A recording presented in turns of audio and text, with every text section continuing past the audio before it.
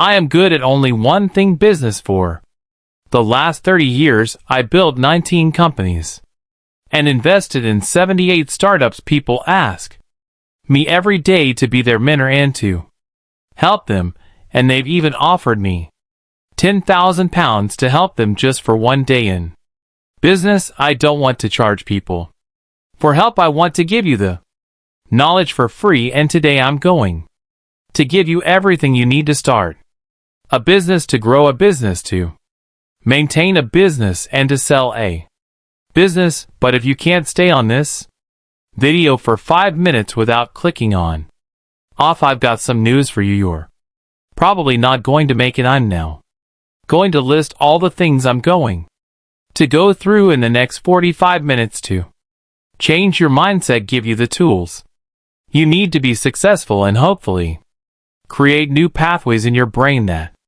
give you the chance to be successful. The very thing that the education system does not want you to be is free, working for yourself, controlling your own destiny. So today we're going to cover how to start a business with no money, how to win, and the secret to it all in business, how to lose important, how to do a mind map, which is much better than a business plan, much more liquid, how to find purpose, very important, to motivate you to get up in the morning, to motivate your team to get up in the morning, and to motivate customers to want to work with you, how to find a co-founder, something that I personally believe is like having a relationship partnership.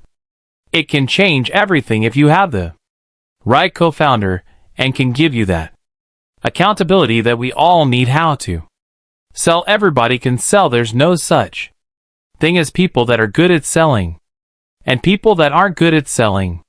They're just people that haven't been taught the system of selling. Everyone can sell. Everyone must learn to sell. It is the key to unlocking freedom. How to market your business, how to PR yourself and your business, how to get an investor. And I'll go through many different ways around that subject. You can get an investor, how to get sponsors, often an untapped secret source to making a business grow without needing an investor. So we'll get into that, how to build a company brand, because I honestly think value comes from building a brand, not a business. And we'll go into what a brand is and how to build one, how to build personal brand, which in this day and age without doubt is vital. You can't really build a company today without having a personal brand, and I'll get into personal brand on a public stage and personal brand within your industry. Here the hire, here the grumble, here the build, here to go global, which is easier than it sounds and probably very important, so you're not stuck in one market and leaving yourself vulnerable. How to get a mentor. There is a way to do it, and nearly nobody does it, and how to avoid big mistakes but accept luck into your life, make luck happen in your life, and finally how IT works and how to sell your business. At the end of this video, you will know everything that's taken me 35 years to know. You will be changed if you watch this video, and I promise you, at the end of it, it will cost you nothing, and you'll never regret it. How to start now. Most people tell you to start a business when you have an idea. That's not where a business starts. A business starts with a feeling, an instinct that perhaps you need to make a change, and then applying yourself to learning what is the best way to build something that you love. Now everybody tells me that starting a business is filling a market gap or finding a niche.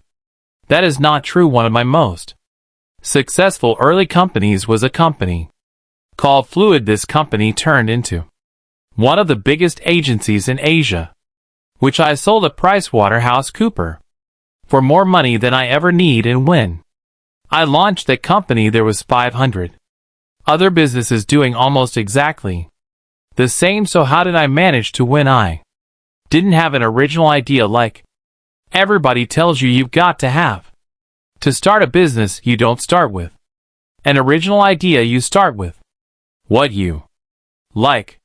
Doing now, I love helping businesses and people succeed. I love marketing. I can spend all day long studying and understanding marketing every time someone launches a new business. I want to understand how they made it successful. I'm obsessed. I enjoyed it. It's my hobby. There is no work-life balance. There is only syncing up your life with your business, and so I believe the first step in starting a business is following your passions. Now everybody tells you that that's not the way to start a business because often your passions initially don't necessarily generate revenue, but that's because you haven't applied a business mindset to what you love. So I love marketing, and I started a creative agency called Fluid that helped people come up with marketing ideas to make their business successful. Now there were many companies doing it, but not many of these people doing it loved it like I did, so I evolved my marketing abilities, pushed the boundaries of what was possible, used new technologies like at the time email marketing and direct marketing that no one else was doing because I was obsessed. What is the latest thing? And for you, the way you do it is you've got to write down what you like doing and got to write down what you don't like doing. What you love doing, you've got to get really good at, and what you don't like doing, you've got to outsource and not do it. The school system has taught you the wrong thing, that if you're not good at something, you need to spend more time getting better at it. That is a lie. You've got to spend more time getting good at the thing you love to do, get obsessed by it, and that's actually where a business idea begins, because once you have figured out what you like doing, the next step is the idea. Now again, people will tell you that you need to come up with an original idea. That's not true. The second thing is, when it comes to an idea, you can actually combine forces with other people. So back to my example, when I launched Fluid, I loved marketing, and I met someone who could take my marketing ideas and turn them into graphic illustrations and brilliant presentations and abilities to help that company in a visual way understand my ideas. So I teamed up with her and created a 50-50 business partner. I'll come on to equity later in the video. That was literally the springboard to one of the most successful companies in Asia in this space. So the key is not coming up with an original idea and trying to do it all on your own. The key is coming up with something you love, linked to what you do, and perhaps if there's a gap within your ability to execute on what you love, find a partner. So for example, if you love writing, then write a book, and maybe you need to find a partner that can that book, or find a company that will publish that book, or get someone to help you like an agent. Find someone that will publish that book. And that's where it really begins in the idea phase. It's got to link to your passion, and I'll come on to purpose later, but it's key. You won't be able to follow through and probably won't be successful if you're not willing to do the thing that you're doing more often and all the time compared to other people. So you figured out what you love doing, and now you have an idea. Now the idea itself can evolve from my point of view when I started what I'm doing today, which is a platform to help you for free. The first thing I did was in fact a podcast. So the step after idea is step 1, execution, and execution involves what is the first thing you can do to make your business idea come to life. And for me, in my example, it was a podcast, but for you it might be a blog, it might be a LinkedIn post, it might be setting up a social media handle and starting to post up your photography. Whatever the first step, execution is, do not make it too hard for yourself. In my case, sitting down interviewing people I found interesting, recording it and putting it up would serve the purpose of giving people mentorship in a podcast for free, which was my first step in my mission in my recent business. So all I really did was get a microphone, sit down, And record conversations now if you go back and look at those very early podcasts. Execution was not brilliant. The guests were good. The execution was not great. I had a rubbish microphone. I had a rubbish camera, and I slowly improved. And step 1 is come up with a simple execution plan. Step 2 in starting a business is consider where the revenue is going to come from.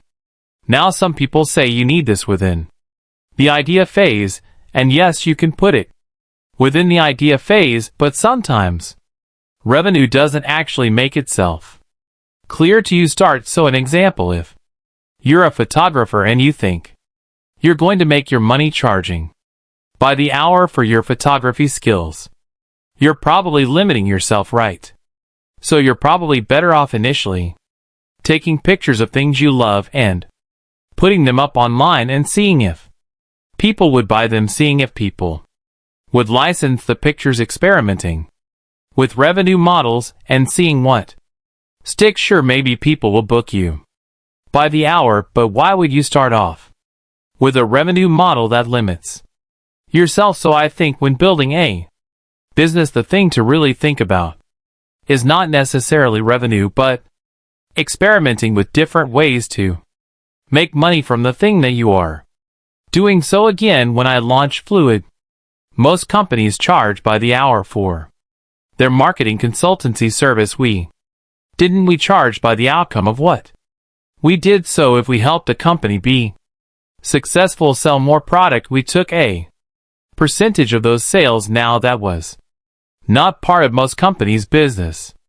models, because most people start with an idea and then they do a revenue model and then they start. Famous quote is, everyone's got a plan till they get punched in their face. And the truth is, when you launch a business, you just want to keep yourself nimble like a boxer. You want to see what is going to be the best punch combination for you to make your business work. And finally, when starting a business, step 3 is you've got to make sure your purpose is strong. Now you've made sure that you enjoy what you do, and that's great because that's going to help you get up in the morning. But actually, I believe new businesses today need to think about what they're going to do to make a difference in the world. How are you going to make sure that people want to work with you? How are you going to make sure that what you're doing isn't just for profit? Because if it's just for profit, everybody that works for you is going to want more money. Everybody that's working with you is going to want to pay you less. But if you have a purpose bigger than yourself and identify that purpose and install it in your business, I promise you, you won't be managing people anymore. One of the biggest stresses of building a company, you won't have to manage people because you only have to manage purpose. Now I'm going to go into more depth how this all works, but a lot of what I've talked about here already has cost you no money. You haven't had to spend any money now. Even if your idea is to launch an app that cost £1 million to develop, start off with a service business. Start off with a revenue-based model that can get you there. So an example is Airbnb. When they launched, they actually sold cereal boxes at conventions. It was enough to be similar to Airbnb because some were the first accommodation Airbnb ever sold. What at conventions people go to see Obama speak, go and see different politicians speak at these conventions, and they would rent out rooms on and later. But initially they sold cereal boxes. Obama reels at this event.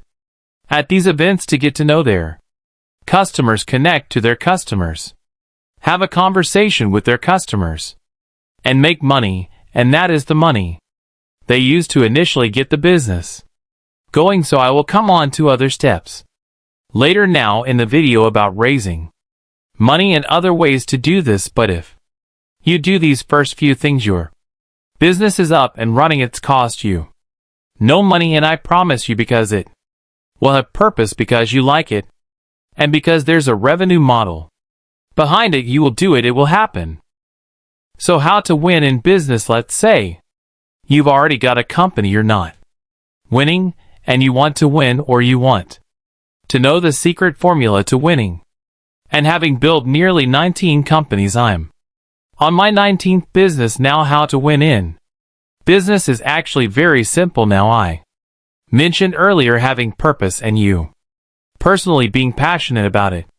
That's definitely going to give you an edge because most people are not loving what they're doing. So if you're already winning, but there is a secret formula to winning, and that starts with a couple of things. Number one, delayed gratification, spelled completely wrong.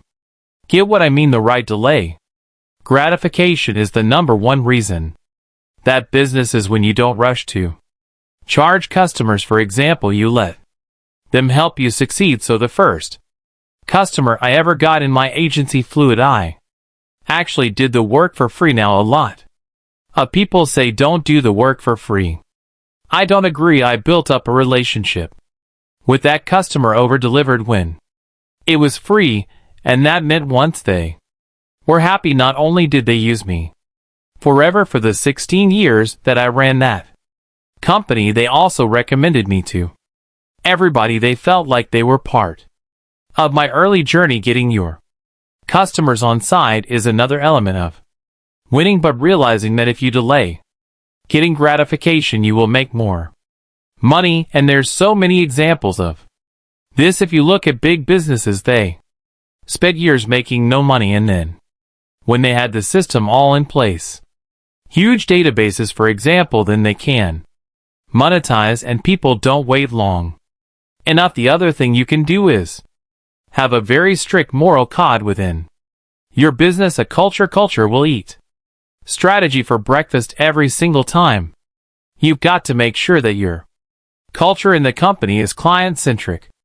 A good example of this is Amazon. I'm just saying that they do actually focus on their customers as a culture, and I think that a lot of people are too busy, for example, thinking about how they can get money out of their customer and not thinking how they can bring value. And if you want to win, bring value, you want loyalty, bring value, you want them to follow you, promote you, share you on their stories, care about you, talk about you when you're not in the room, then show them some love. It sounds simple, but people don't do it because they're too busy not waiting for the payoff, and too busy not installing a culture of patience, a culture of caring about your customer. And then the final thing is luck. Now, luck is not a subjective thing. Luck, I have discovered, is hackable, and you can hack luck 3 ways. First, be persistent, and what I mentioned earlier about purpose and loving what you do will help you be persistent. You have to outlast other people. When I launched my company Fluid in Hong Kong, I had so many competitors, but slowly but surely they all shut down, went bankrupt. They didn't care like I did, and I think that whole luck thing is about persistence. That's number 1. Number 2 in hacking luck is know your destination. What is success for you? What will make you happy? What do you want? Big companies, small company, and by the way, a big company is much easier to run than a small company. Aim for a big company is my recommendation, but that's my opinion. It might not work for you, so I suggest you define success for yourself. Today's success for me is having the time to take my son to school and be able to pick him up, is having time to do the exercise I want to do. That's how I define success, so I never sell hours, and we'll come to that in a little bit why you should never sell hours. But luck is hackable. You have to be persistent. You have to know your destination, and finally you have to learn to take risk. Be careful with sayings out there trying to trick you into options that are not true. So the worst one is the harder you work, the luckier you get. That is not true. That is a lie designed to make you work hard. If it was true, every nurse in this country would be a millionaire. It is not true that working hard equals success. What equals success is taking risk. You Have to learn to take risk, lean into fear, learn to love fear, embrace it, and then you can take more risk, and the more risk you take, the luckier you get. Learn to build culture into your businesses about the long term and learn to hack luck. You will win. The secret to it all is learning to accept that you could lose everything and it doesn't matter. You've got to be willing to risk it all. Take a chance and go for it. Do not rush. Do not see this as anything but a marathon. It's not a sprint. Enjoy the journey. Don't rush. No one can beat you if you do it, so delay gratification is key. Brands like Facebook and Instagram, although I'm not a fan necessarily of these platforms, they personify this concept. They did build massive user bases, but they didn't monetize them at the beginning. They waited. They just kept building value in their platforms for the users, and more people kept signing up, and they didn't actually monetize for a very long time. I think Facebook was near 10 years before it started making money, and although I'm not suggesting you wait 10 years, and those companies have different investment structures, which we'll talk about a bit later, it is important to understand how important this is to building a successful long-term business. Do not think about making money straight up. Build a brand, not a business. And those businesses like Facebook and Instagram, they waited a decade before they started monetizing, and as soon as they started monetizing, Facebook in particular, it started to decline as a brand. Less people liked it. Too many ads on the screen, too many annoying buttons that didn't have any relevance to them because they were suddenly trying to make their client happy, the advertiser, and no longer focused on the user in the same way. So be careful, but that is how you build massive economic moats. People like Google, similar at the beginning, no revenue. YouTube at the beginning, no revenue. Focus on building something that has value for people. Delayed gratification is one of the secret weapons in building a sustainable, large, and successful business that you love. Next up, how to lose it. Might sound like a strange title, but it's the number one thing I've noticed that people don't learn to do, that doesn't allow them to be successful. This all stems back probably to school, where you were told that success was getting it. It's not. Success is actually accepting failure, learning to bounce back from failure, embracing failure. Having learnings from the businesses that I have been involved in that have failed have allowed me to be successful. I guarantee you, if I hadn't lost £1 million on doming comic book business, I wouldn't be rich or successful today. I needed to learn how to fail.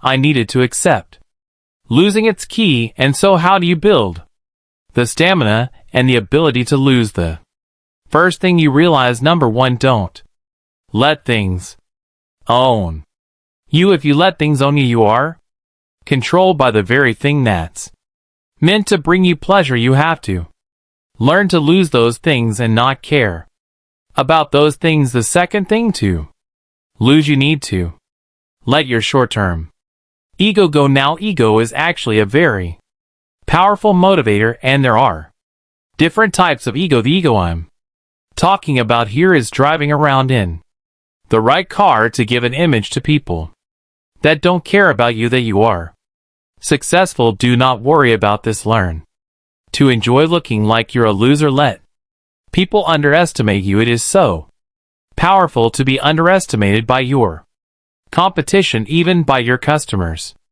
because if they think you can't deliver and you do, then brilliant. Do not worry about losing. Learn to be a D student. Love to fail. That's why 80% of A students end up working for D students, because the students are scared to lose. They don't want to lose. They always want to get an A. They always want to be seen as the smartest person in the room. Don't worry about it. Learn to lose. Learn to embrace getting a D. Getting a D in business means take your Time. Don't let someone else decide whether or not you're success or not. Do not let anybody else tell you how to do things and ironically power up your ego in a different way, an internal ego that tells you you're not a loser, you know where you're going no matter what people judge you based on the car that you're driving or where you're living or what you do with your day. Don't let them decide that you're a loser. Let them think whatever they want. Learn to love losing. Learn to embrace failure. I promise you, if you think that the worst is if you try something and you lose everything, it doesn't matter. You can go again. You will succeed. I guarantee it. Next up, I want to teach you something practical, how to do a mind map. So many people teach you in business to do a business plan. Forget that there is no use for a business plan. What you want to do is map out where your business could go, how it could go, and understand the different directions in which to take your business. And I'm going to go through how to do a mind map next. Now, I have never seen anyone teach anybody how to do a mind map, and the reason I think that no one teaches this is because there's no template to sell you. There's no product to sell you around. The business plan has a million ways to make money out of you, and none of it works. These business plan things actually kill companies. I've seen people who have massive business plans stick to it and die. On my map, however, will cost you nothing to do and actually leaves you nimble and free to explore where the business can go. And it's so simple. It starts in the middle with your hobby, whatever that is, what you love to do. Second part of a mind map is the business. I can't spell, but don't judge me for that. Luckily, I know I'm doing a business. What is the business? So what is your hobby? What do you love to do? And ideally, it now links to the business now with the business, and I'm going to use my company as an example. Hopefully it translates into what maybe your idea is. But in my business, which is what we call free humanity, the name probably gives it away. What we want to do, we want people to be free to do what they love. So within free humanity, this is what I did when I first started the business 4 years ago. I looked at different ways that I can make the business work. So off here I wrote podcast, right? Actually, as I mentioned earlier, this is one of the first things I actually did. So from a podcast, what comes off it? Well, I build a network, right? I'm now doing a mind map of something I actually have already done to illustrate how mind map works when you're building out a business of value. So one of the benefits of doing a podcast was a network. In my case, I managed to interview over 200 of the world's most successful entrepreneurs, which are now part of my life and help me with what I'm doing. Help you on helpbank.com. That was one of my and it was on my mind map network. The second thing was brands. I realized if I did a podcast, I could probably make revenue from brands. Now with a mind map, you can get bigger and bigger with my maps. There's no stopping how big a mind map can get. Just like your brain is infinite in its ability to think, mind map is also infinite. And when I wrote the original mind map out for my business, I thought brands, and then I started listing them. So in my case, GoDaddy, Tide Banking, Adobe, these were brands that I felt were a fit with what I wanted to do. Give people the ability to start their own business, be free, do what they love. So I listed out all the brands that I could work with. I also listed in my original mind map, and I didn't do it at the beginning, but it ended up becoming part of what I did. Was an app, and an app that would focus on free help for people. Now at the time I didn't have the name that I now have, which is helpbank.com. But I knew that I needed to build a scalable way of giving people knowledge. Now what I didn't know back then that I know now. Quick bit of insight is that app is overused as a word. It's actually not an app that you need to build at the Beginning for most platforms you need to build a web-based platform. Why? Well, if you build an app, you have to go in the App Store or in the Google Play Store. You get restricted by one of those two locations, so people that have a Samsung phone access the Apple Store to download your app. Why would you, when you launch something, restrict people from getting access to it? Plus, if it's web-based, people can just log in straight from a web browser, any web browser. That aside, I realized in my early days I needed to do an app, and from that I would do free help, and from that I would be able to connect the network that I built in the podcast to the free help, the people that I had interviewed in the podcast, the knowledge that I was capturing in their case. I could connect now that network being built via the podcast to the help on the platform. This is how it's actually played out. The next thing I spent time thinking about was team, and on my map I thought about who I actually need now, because I knew I was going to do a podcast. I knew that I needed an editor, but I also know my weaknesses, so I know I need an accountant, someone that's going to take care of the admin. These are things that I don't enjoy doing, so I know what to do, but I also realized with the network that I build through the podcast that I could have partners, so it's not just employees but partners. I could link to the team again, working with the people that I had spoken to on the podcast. I could connect them. People that were going to work on the app, one could connect them, although they're not necessarily on my payroll. They are people that perhaps are connected to my mission, want to help people, and they can become part of my extended team. Now within the team structure, I can also start thinking about things like, if I have an editor, maybe that editor hires editors, or I hire editors, but you can start breaking down what you actually need within your team right now. As a mind map, you start, in my opinion, with what your hobbies are, what you enjoy doing. You're then building a business around it, and then you're thinking about different things that this business is going to need now. One of the things that I have spent a lot of time thinking about that I haven't yet done, but will be coming soon in my platform, was what else I could do that would scale the business, give it what it needed resource-wise without necessarily me being involved in it. And at that time, back 4 years ago, the word was merchandising, so I wrote down merchandising. Now I think it's actually evolved. Now it's beyond merchandising. But from that I wrote down, of course, what everyone was doing 4 years ago.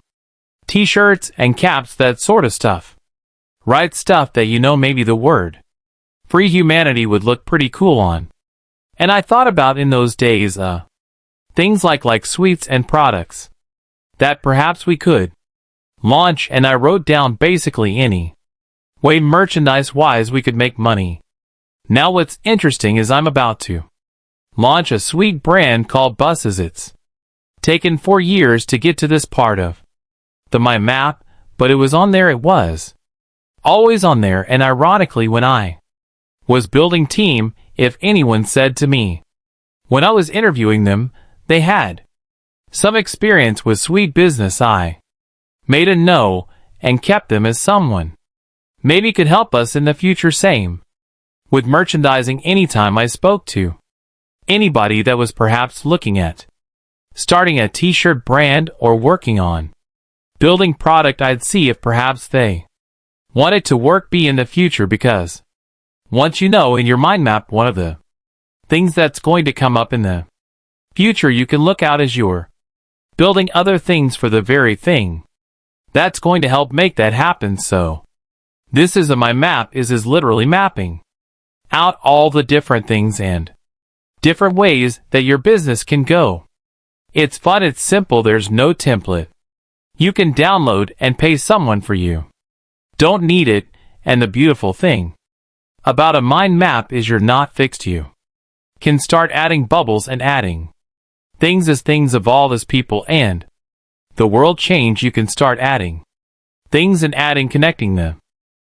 Different dots between parts of your business. Something a 20-page document will never let you do because it's too linear, so that's a mind map. I hope it's a useful practical tool for you going forward. How to find purpose. Now this word purpose might sound with a don't teach you it at school in my opinion for a reason, because if you understand purpose you're very unlikely to work for someone else. Purpose is a very personal thing. You can find other people with purpose. You can find your tribe. You can be free, but finding purpose is not an easy thing, and it's not something you've been given any of the tools in which to make happen. So, what is the first step in finding purpose? And it's a very obvious step that people do not to you think about it. Now the problem is if you say you're thinking about purpose, people might laugh at you. Other people try to throw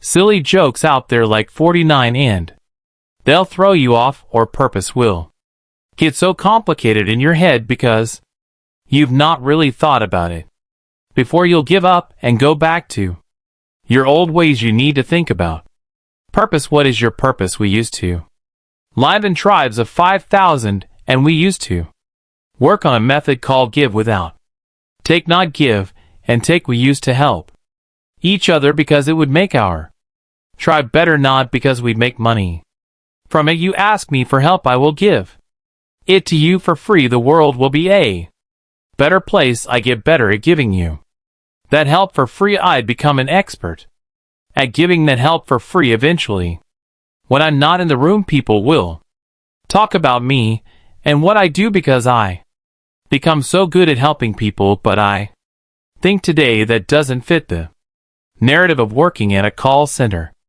and picking up the phone and doing what you're told in a factory that Henry Ford created. So when the school system was developed, the word purpose wasn't included in any of it. They asked the wrong question of you. What are you going to do when you grow up is what schools say. That's not the right question. What you should be asked is what problem are you going to solve? So the second step in thinking about and finding hopefully purpose is what problem matters to you now. At first nothing might spring to mind. If something has jumped into your mind, then great. In a minute I'm going to explain how you action that. But if it hasn't jumped into your mind, start thinking about what problems have actually affected you, big or small. Now it can be really simple, like the banks aren't open early enough for you, or the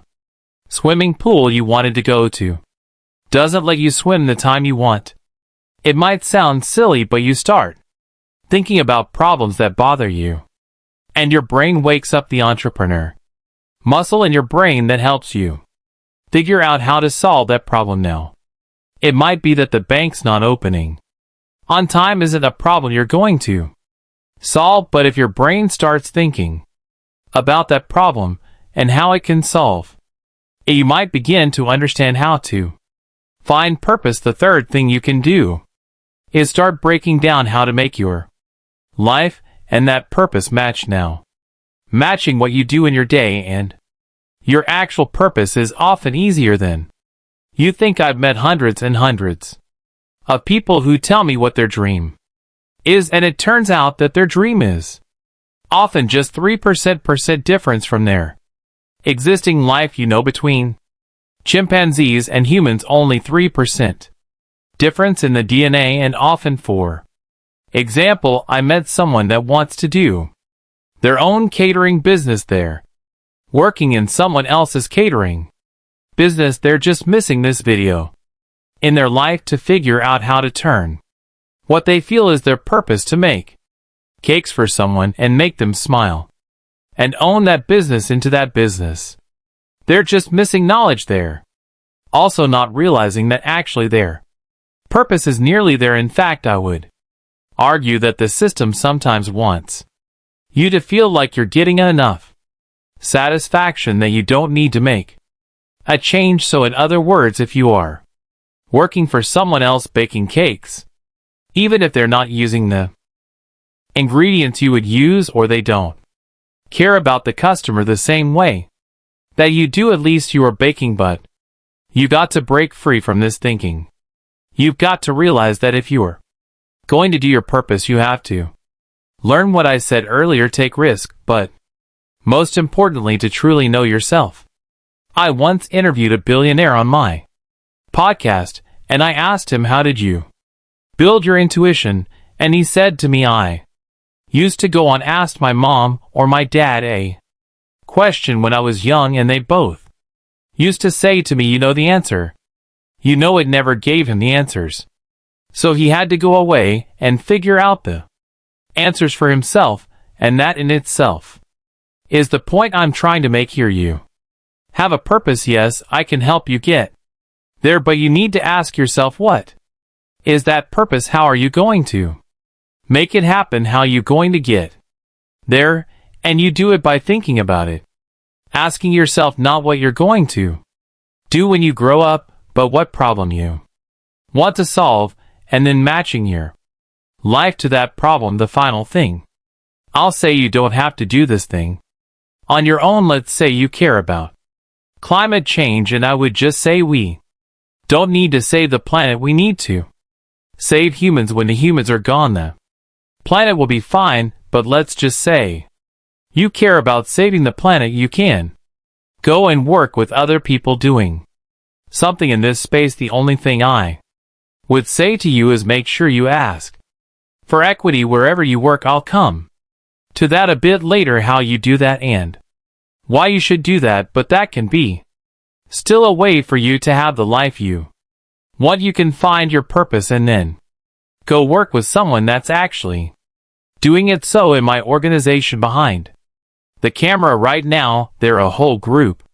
of people, talented people that care about the same thing as me, so they can go off and help people in their own way like they want to, or we can come together as a team and solve the problem together. That people don't have the knowledge they need to do what they love. What I have noticed is that once you find your purpose, and this is what you need to be careful of, is that you don't think that it's such a big purpose like solving the world's problems that you don't do it. You can team up with other people to do it, and I will tell you 1 + 1 = 11. Remember that once you know your purpose, you can seek out people and communities and old days tribes to help you go and fix this problem with other people. But if you don't know what that purpose is, you won't do this, and you will get stuck working on someone else's purpose, someone else's destiny, and I promise you it's harder to work for someone else than work for yourself, despite what you have been told. How to find a co-founder. Now, if you're someone that likes to work alone, you can skip this bit, but I would say to you before you do, make sure you understand the power of a co-founder. Sometimes we get caught in our own ignorance bubble. We think we know what we know, but you don't know what you don't know, so be cautious. Before you skip this section, you're absolutely sure that a co-founder cannot bring you value. I will tell you first out why a co-founder bring you value. It's a bit like if you get a gym membership. You probably don't go to the gym, but if you have a buddy who goes to the gym every morning, you often have accountability, and you go. For me, that's one of the #1 reasons I love having a co-founder. Now, there is a counterargument to having a co-founder you'll hear from many people, which is, well, why would you give up 50% of your company to have a co-founder? I personally would rather have 50% of a business I enjoy that's successful than 100% of a nightmare and a failure. And I honestly think with all my heart that if you get a co-founder, your life is better. How do you get a co-founder? And what should you look out for is something I'm now going to cover, but I wanted to say you have to think carefully about the equity structure, and later in this video I'm going to talk about equity, and it's going to be important. It's going to connect back to this, but for now I'm just going to talk in this bit about how to get a co-founder. Now the first step is to identify what I said earlier, which is, what do you love to do, and what do you hate to do? Be honest. Be clear. Hate and love, right? Hate and love. Now once you've identified what you hate to do and what you love to do, you can identify what is the perfect co-founder, because you want someone that has the opposite skill to you. But, and this is very important when looking for a co-founder, I'm going to put it as number 2, has the same moral code. This process of finding a co-founder is pretty much the process of probably finding a partner in life. You're going to spend a lot of time with this person. This person is going to become literally your business life partner, and if you do it right, it is for life. Like I have in business done businesses with people, and even when I've sold a company, I've done another business with them. If you get it right, it is a lifelong partnership, and so you want to make sure you're honest and clear about what you hate doing and what you love doing, so that the person comes in and works of you. One doesn't question you, cross over with you, lets you run your area, and gives you respect equally. You have the same with what they do. You write down exactly in detail what this person looks like, and I would go as far as to say you write down how tall they are, what they look like, how they speak, their background, where they're from, everything you can possibly think of, just as if you're picking a partner in life. What is it you're looking for? Write down every detail. The reason I say the more detailed you are with it, the more likely you are to manifest it. You aren't going to be looking out for something unless you make it very clear what you're looking for. I mean, it's the red car theory, right? If I suddenly tell you the words red car, you're probably going to see a lot of red cars, but if I don't mention red cars, you probably haven't seen one at all. Today you have to list out what you want, so you've identified what you love doing and what you don't love doing. You've identified your own moral code, and a moral code, I can go into it a little bit more. It's quite a complicated thing, but there is one quick hack on this I can give you whenever I'm trying to find out whether or not someone's good. I don't care about money. I care about reputation, so I don't want to accidentally end up working with someone that all they really care about is money, and I have this test to check. I will say to them, what if from this day until you're 70, so let's say you're 30, now in the next 40 years you'll have the most amazing life, 3 houses, 1 in New York, 1 in Hong Kong, 1 in London. Anywhere you go, people will love you. Private jets, everything you need for the next 40 years, that's your life. And in 40 years' time, however, there is a catch. You'll get to 70, and then everyone will find out that you're a financial fraud, that you trick people to get here, and that your life generally will be very different. People will look at you differently. Maybe then you'll die, and maybe it doesn't matter, but that's your life. Do you want to take the deal? I'm surprised how many people say yes. I would say 50-50 people say yes, they take that deal. They'll have 40 years of a good life for a bad reputation at the end. Be careful what people like. That is what happens in my brain, right? Because that is the Murov story. That is what Murov did. His sons committed suicide. His name is in the dirt. No one ever wants to hear that name again in their life, and a lot of people were hurt. So I use open questions and philosophy to figure out whether or not it's someone I want to work with, and you should do it too, because you don't want to be in partnership with someone that doesn't care in the same way that you care. I'm not here to judge what is right and what is wrong. I'm here to tell you how you can check that what's right for you aligns in your business, in your culture of your business, and more importantly, in your day-to-day personal Life, so you've identified what you love. And what you don't love, you've checked the mobile code in every way you can, or the person you want, you've drawn lines in the sand what you're not willing to do, and you know what this person looks like. The final thing is post. It now posted is very simple. You start telling people you're looking for this person. You post it on LinkedIn, you post it everywhere. You ask people, you make it clear this is what you're looking for. You look out for it in cafes when you're out having dinner, when you're at the supermarket. You look out for this person because they're out there. You just have to have your eyes wide open. Of course, you can go on helpbank.com and ask people if they know someone like this. You can use the tools around you to get what you need, but ultimately you've now set yourself up with every chance of finding a co-founder. Now you're going to have to sort out the equity structure and get that right. I'm going to come to that in a minute, but that is how you find a co-founder, and in my opinion it's one of the most powerful things you can do to ensure success in your business. Next up, how to sell. Now anybody can sell.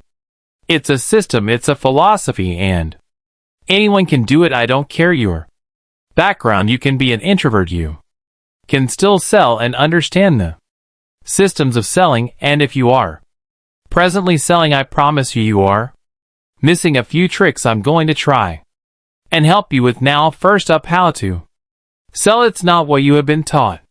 It is not here's my product, this is how much it is, and this is what it does. The first thing in sales that you need to learn, and the number one thing I learned through the hard way of doing it, is sell the sizzle, not the music steak. So what does that mean? Well, let's pick one of the best products ever sold.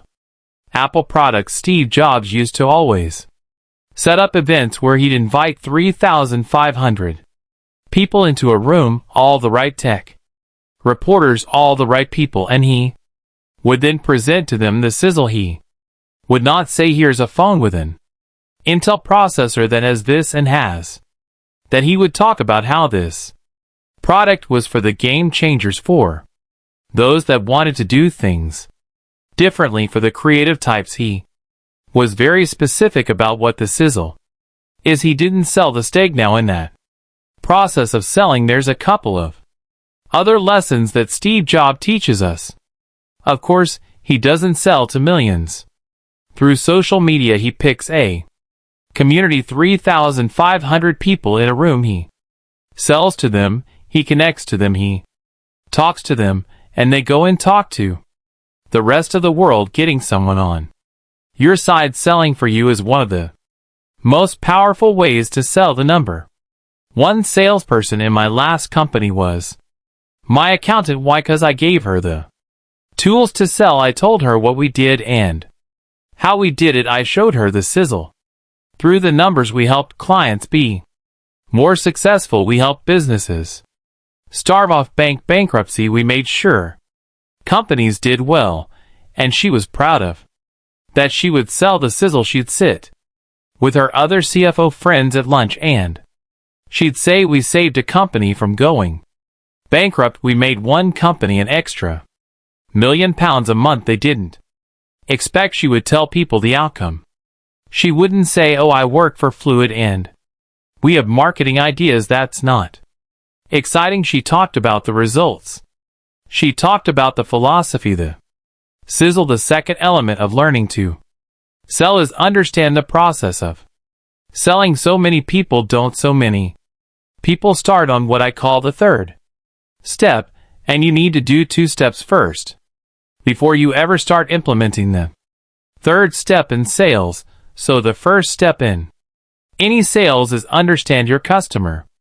Now it sounds so obvious, and I'm shocked how many people don't do it. I often get emails that say, Dear John, or they say, Dear Simon, I really love what you're doing X, and they haven't actually researched what I'm really doing. However, when someone sends me something and understands what I'm doing, it's clear on how they can bring value to me. I sit up and I listen, and that is the number one thing that people don't do in the first step of sales. Enough research. They do not spend enough time understanding if the person they're talking to actually needs them. They spend way too much time selling to people that don't actually need what they got to sell. Don't waste your time with people that don't need what you've got. Focus on the people that do need what you've got.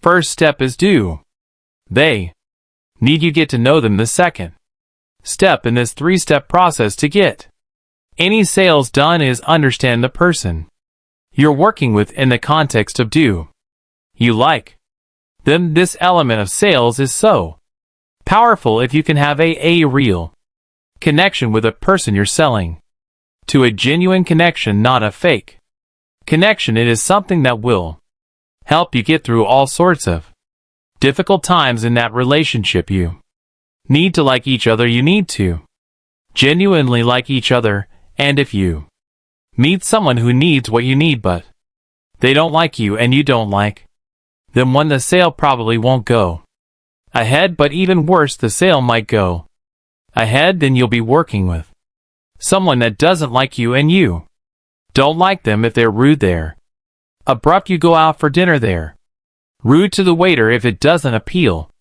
to you, drop them. Do not work with these people. It might be hard. You might want the revenue, but I promise you will not build a business that will last if you sell to the wrong people. So first step, do they need you? Do you need them?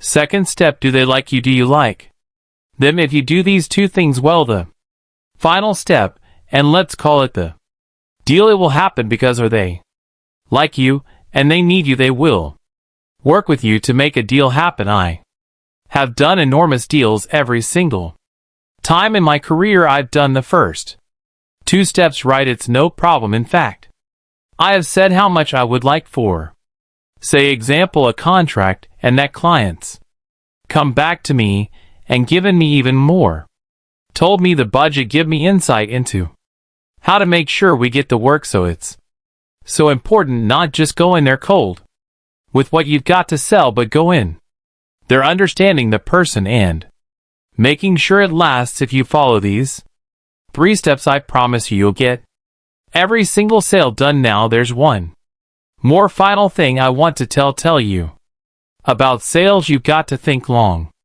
term. There was a study done by Harvard.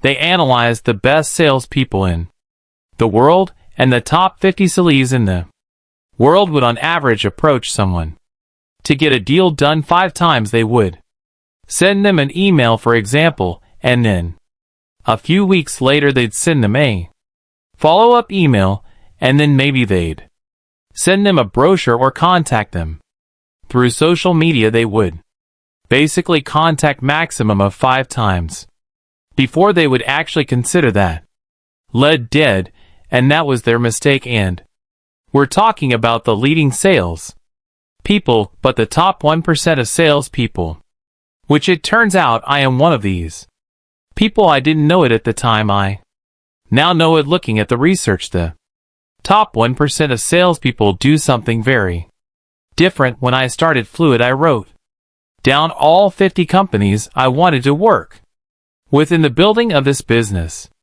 and there were big names on their end.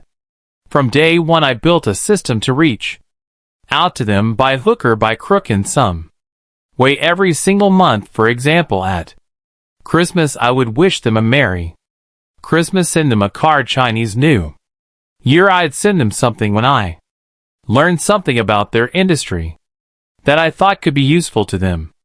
Bit of research, I would send it to them. I would always make sure every single month I made contact with them in some way, not to sell necessarily, but to build a relationship, to get to know what their needs were. In some cases, I got those clients quite quick, but in the majority of the businesses, it took me, for example, 9 years to get some of those companies on board. Every single month for N years, I would approach those companies, and that's the secret to it. It's a long game. You have to apply yourself, build a system in sales that lasts. It cannot be one email they don't reply, or they one email, and they say no, you've got to keep staying in contact with them. Building things like email lists are still very powerful. I know it's not as cool these days as being popular on TikTok, but I promise you, having an email list where you can contact that person regularly, keep an update of what you're doing, keep up to date what they're doing, will ensure a sale at some point in the future. As long as you're politely persistent, I promise you, you follow these rules in sales, your life will change. I will add, in sales, people don't bring their personality into the mix enough. You've got to be yourself, be honest, be authentic. In sales, it's not about selling someone a car that doesn't work. That is how people are projecting what sales looks like. Sales is about selling someone a car they actually need. I have seen in my own life, when I've gone to buy a car, the best salespeople tell me, you don't want this car, you want that car in another showroom where they don't get the commission. I've actually had that happen. And when I saw that happen, I hired that person because that person is thinking long term. They're not trying to sell me a car to make the commission. They're building a relationship with me, and that is what you need to do to be successful in sales. Next up, how to market. This is a deep subject, but I'm going to try and give you all the knowledge I've gained in decades of building some of the most complicated marketing structures there is. Now, marketing is one of the most important pieces in making a business work, and when I think about this subject, it's so complicated. I honestly think, because I know everything about this subject, it's like rocket science. I will start off perhaps by teaching you that in marketing, 50% of what you spend will probably be wasted. So if you've got 1 million views, but the wrong views, it's wasted. So marketing is about really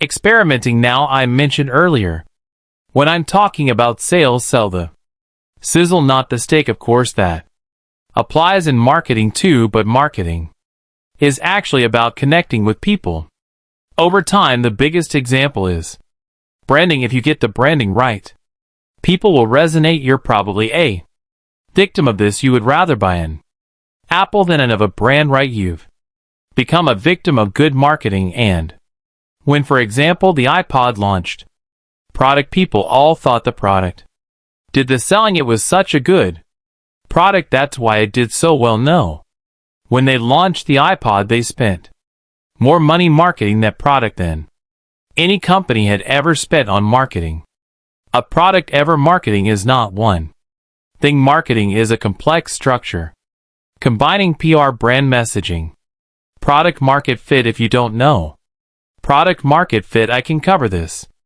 later, but basically you've got to make sure that the people you're talking to will resonate to the product that you're selling or the service that you're selling. Marketing, in my opinion, is actually number one thing. It's understanding who your customer is. Now, often in business build, you'll see businesses focus on niches to start with. Now, it doesn't have to stay in that niche, but it's a great place to start. So Facebook, for example, it started off in universities, and by connecting people in universities, of course, now it became connected everybody all over the world.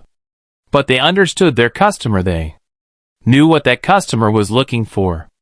And in the early days of Facebook, they put a feature on there called single or available. I can't remember the exact terminology, but they basically created a feature that let you know if that person was in a relationship or not, and that was designed to help the university students understand the dynamics between their fellow university students, and so they knew their market audience, and they then marketed that feature. People would then go around saying, "Did you see Sarah? She's suddenly single," and that would be the marketing for their product. They built a tool in the platform that became what people spoke about, that created the marketing for you. And in my opinion, that's the holy grail of marketing. And This brings me on to point 2. I call this the staircase philosophy. So the best way for me to teach you this is to tell you what I have recently done. So, weirdly, a few months ago a staircase came up for sale in London. It's the first time a staircase had ever been for sale in London. It's ridiculous, and I heard it on the news that this staircase was for sale, and I told my brain instantly we going to buy it now. I didn't have an exact plan of what I was going to do with the staircase, but what I knew was that staircase symbolized something for my business, which was step by step you can get anywhere you want. But also I knew I could newsjack that staircase was a sensation. People didn't know why someone was selling a staircase. And 2 days after hearing it on the news, I owned it. I spent £26,000 buying it at auction, and then we did a couple of clever things that hopefully symbolize how marketing works. First up, as soon as we bought the staircase, the news channels that had reported it was for sale jumped on us. I knew they would, and they wanted to know why we had bought a staircase, and that gave us an opportunity to get on the front page of the New York Times, on the front page of the BBC, and every single newspaper around the world. Millions of us worth of coverage for our platform because we bought a staircase. It doesn't seem relevant, but doing these wild things, these crazy things, can actually make a huge difference. One of the things that I always loved in marketing was when flash mobs were a thing, and what happened was, suddenly you get a whole shopping mall.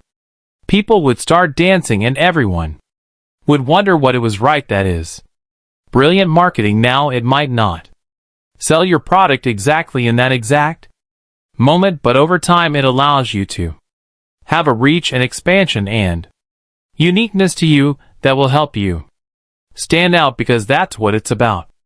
It's about standing out. So by buying the staircase, we then evolved it. We got all this PR, millions of dollars worth of free PR for a staircase. Then we put a doorbell at the bottom of that staircase. And we said, if you've got a dream, press a button. We'll then upload your dream to our 4 million following and get you free exposure. Well, that was what the press needed to do a follow-up story on it. Once you bought the staircase, what did you do with it? That they wrote all about that, but also we built a whole new way of helping people on the back of staircase that was for sale. I knew it symbolized helping people step by step. And then the final step in marketing, we all need partners. Marketing isn't about promoting something on your own. We don't want to get a partner like Ring Doorbell or Amazon, who own Ring Doorbell, on board to sponsor the doorbell, to sponsor the staircase, to help us reach even more people, and then suddenly they pay for our marketing. And so marketing isn't a standalone thing. Marketing isn't a non-living organ GC product. You have to see it as living. You have to see it as evolving, and you have to see it as something that you do that pushes the envelope. Now marketing is connected to sales. If you have a sales team, in a way, when they ring someone up, how they speak to someone, how they treat someone, that is also marketing. That's brand marketing. However that person receives your phone call, receives your interaction with them will affect your brand, and that is marketing. Nike, for example, how do they do marketing? Well, they endorse the very best athletes in the world. Of course, in some cases they make shoes with those very successful athletes. They're aligning themselves up with these people that are incredibly successful. What does Apple do? Apple links to creative people, so therefore everybody wants to have some sort of creativity in their life, beauty in their life, so they buy a product they think is for the creative people. Right? IBM notebook was a better product, but people didn't want that. I didn't symbolize something cool and sexy and creativity. So I think marketing is about, again, some Like similar to sales selling the sizzle. But it's also about understanding who your customer is, how to reach that niche, and then how to work with that niche to expand into the wider world if you want to scale. It's the staircase method.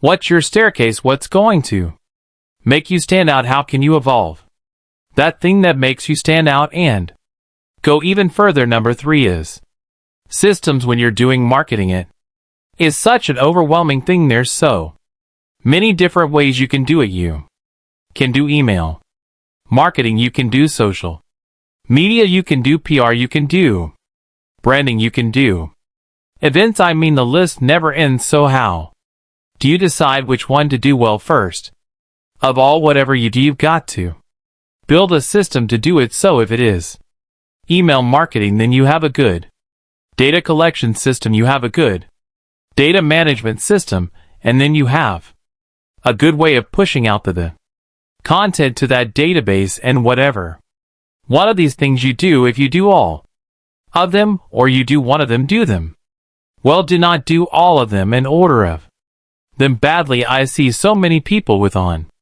their website Twitter and Facebook and Instagram links, and then you click through to them and they're dead. You're better off doing one well. Now I think marketing is something where you should spread your bet. You want to do many different ways, what I call entrances into your business. You want to do many of them, as many of them as you can, but do not overstretch yourself. It's better to do one platform on social media really well than try and spread yourself. But if you set up a system for doing your social media, there is a chance you could do all of them well with the same amount of resources doing one of them well. So for example, on my social media I have one core video, and then we edit it an app for each of the channels, so we don't have to record separate videos for each of the channels, but we do an app edit them so they're actually tailored to that particular platform's nuances, be it their font or their image. So you can actually set up a system to do all of these marketing things. But the key of course is not only just systems, but making sure you pick what works for you. Now when it comes to marketing, one of the big mistakes I see people get taught is marketing is about having the staircase only. It's not about having the staircase only. It is about applying what you like to do as a founder, or maybe what your team likes to do, into your marketing strategy. As an example, if you don't like talking on camera, that's not your thing, as long as you're not hiding away from learning something new and you genuinely don't like to do it. But for example, you love to write, then doing an email marketing strategy is probably right for you. Posting on LinkedIn is probably the correct platform for you. Sure, you'll hear people talking about how good TikTok is and how much benefit they got from it, but it doesn't work for you. It's not sustainable for you. It's not something you're going to enjoy, and marketing is something fun. This is something I want you to take away. No one talks about it, but marketing is meant to be fun. I took my son to buy that staircase. We had a laugh once we got the staircase. We had a laugh cleaning it up. We had a laugh putting a blimp on top of it. We had a laugh putting a doorbell on the front of it. We enjoyed the whole bloody thing, and if you don't enjoy it, what's the point?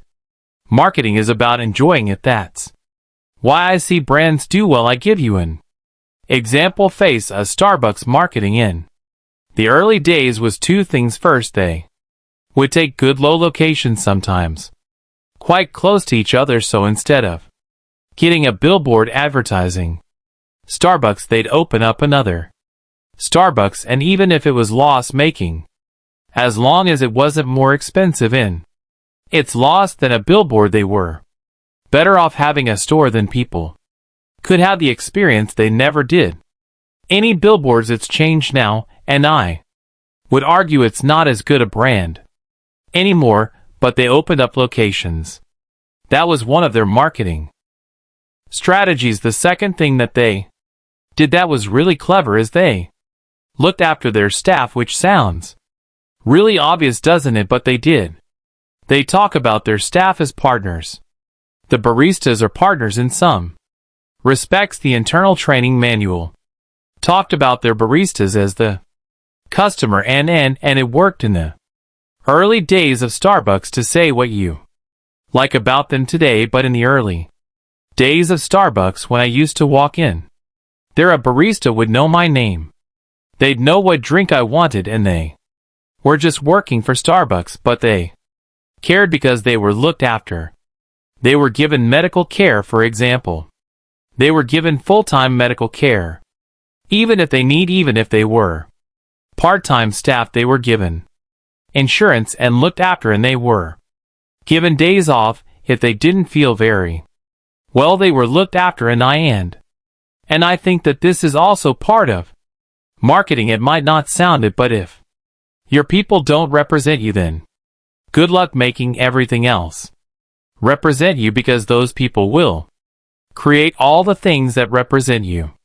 So do include fun into your business. Do look at the nuances of your business and figure out what is going to be your staircase, and ultimately apply your marketing love to something that's sustainable, that's going to be enjoyable, that's going to be able to actually deliver the very thing that you want to deliver, which I think should always be the promise of a better future for your customers. Next up, how to PR your business. Now, some of these things are interconnected, and sales and marketing all connect to how to get PR. But I'm going to give you some hacks and some insights in how PR works, and it is quite a complicated subject, but it's something, if you get right, can be a game changer for your business. Now, first up, I'll say getting PR has to be very targeted. I know plenty of people that have got PR for the money they've raised in their company, and it will go out to platforms like TechCrunch. It will make them feel good, but it had no impact on their business other than to make them feel good, which is fine, I guess, but I do think PR should be more strategic. I'd rather spend time reaching the press and actually getting a tangible result, and not just playing to echo. So recently, for example, I was featured on the BBC News. They talked about what we were doing at the doorbell, where people could pitch their dreams, and this led to hundreds of people finding out about it, going to our staircase, pitching their dream, and helping them make their dream happen. Now, that, in my opinion, is targeted marketing. Equally, I have done recently an article in a business journal that got zero reaction. Now, I was proud to be in the business journal, and I don't want to say which one it is so I don't insult them. But ultimately, it actually led to no value as far as what I want to do, which is help people do what they love and make sure people know there's a service out there for free to help them do what they love. So PR is very important to be targeted, and so I'll write that down. First, now, targeting can also be subjective, because a bit like marketing itself and sales, of course, sometimes you do need to cast the net wide and get as much coverage as you can, but if you do start to target your actual needs, it's much easier to get PR. I give you example. If, for example, you want to let people know that you are now selling cherries on the side of the street, the best thing to do is get some PR in the local area that you live. Now, as much as it might be nice to, so you started a cherry farm selling cherries on the side of the street. To make that farm work probably could get you at a mainstream news channel. It won't necessarily lead to sales in the location in which you sell those cherries. So targeting and understanding exactly who you're trying to reach is actually the key, and it's more likely that if you are selling cherries in East Sussex, the East Sussex Times will cover you. It's more relevant, more chances of actually getting the PR than, say, for example, the BBC covering it, because it's not necessarily going to be that interesting you could tend spend a lot of time and money reaching those people and then not cover you. The second thing I'll teach you about PR is journalists are lazy, so if you understand this and understand if you provide everything for them, then they don't need to do any work, more likely to get the press coverage. So what I always do is I actually write the press release like it's the actual story you want, written with a good headline that makes them happy, that they're not selling you. That's journalists don't want to write and sell you. They want to write something that's interesting for the reader, so making a good subject line that's good for the reader, making the story good for the reader. I do all the work for the journalist, and then things like photos, I take high resolution photos and I send them with a press clip to make sure they've got everything they need. All they have to do is say yes to the story and then put their own touch on it. Job done. They're human beings. They want to go out for lunch if they can, so if you can make it possible for them to go out for lunch and do their job, then you will win in PR. Too many people are lazy. They send press releases that are generic and they don't tailor it to the journalist they're writing to. So the other thing you need to do is research that journalist back to the targeting.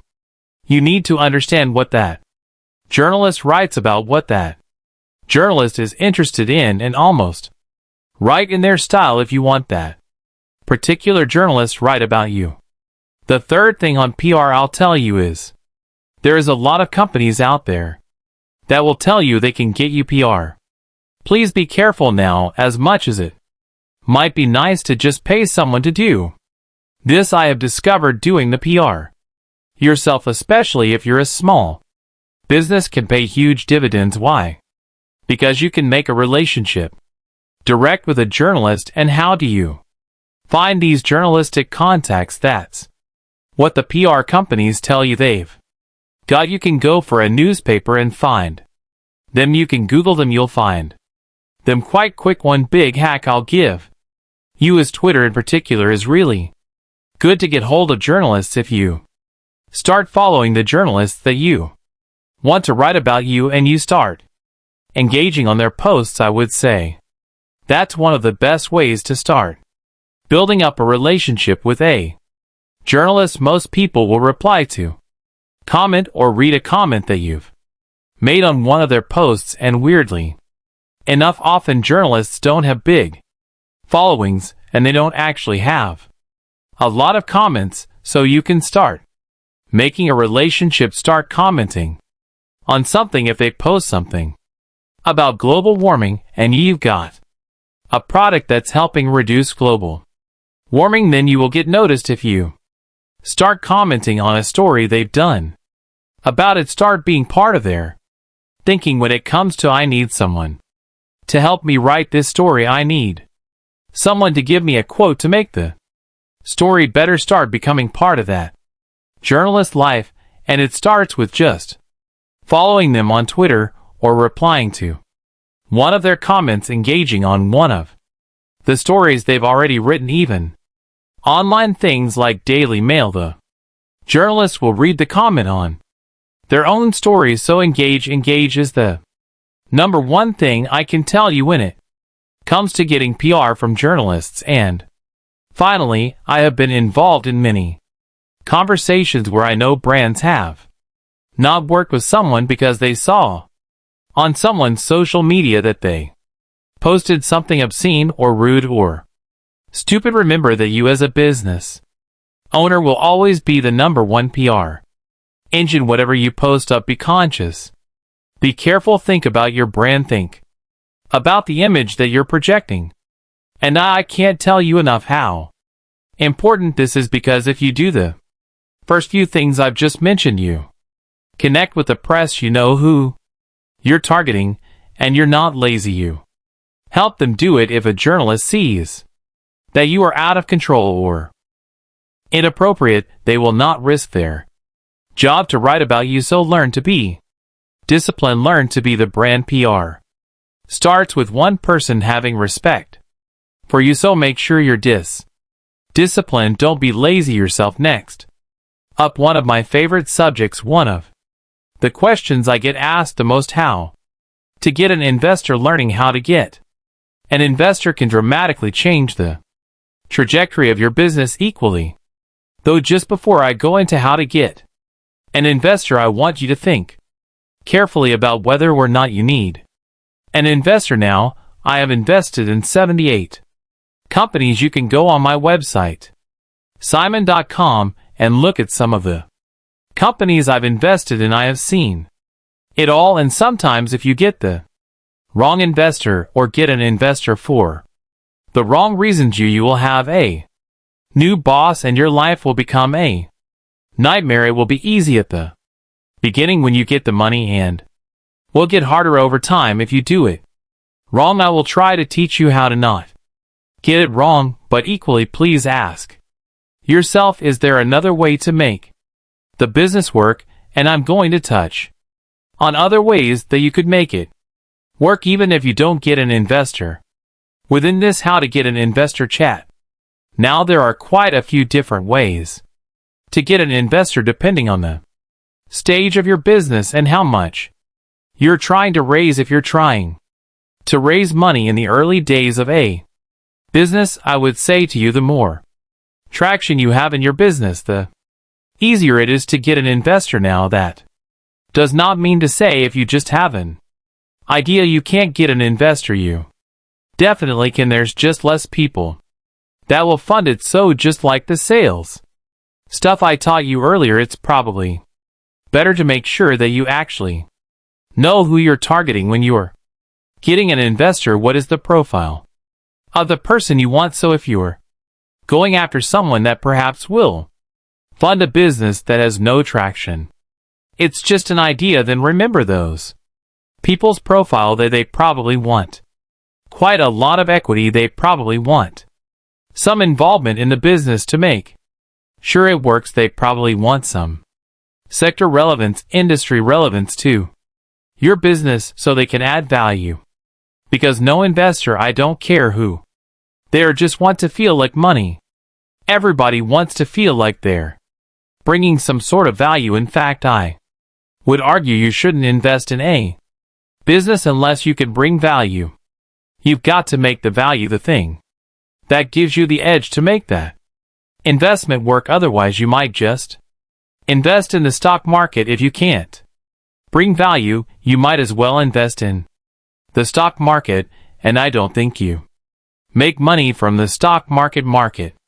Middle class people make money from the stock market. You make money like Warren Buffett makes money. You own a piece of a company you can influence, you can help make sure it's successful. So do your research. But these are the types of profiles that are often the best: family and friends. Now, I know family and friends can be difficult for a lot of people. A lot of people don't have family and friends with money, and I totally understand that, and I'll come to other methods, but I just want to touch on this first, because family and friends, the reason it's such a good thing to do is because they know you. You don't have to convince someone of your personality, your profile, your dedication. They will know all of that. They'll know the true you most of the time. That could be really powerful and speeding up the process of getting the money you need.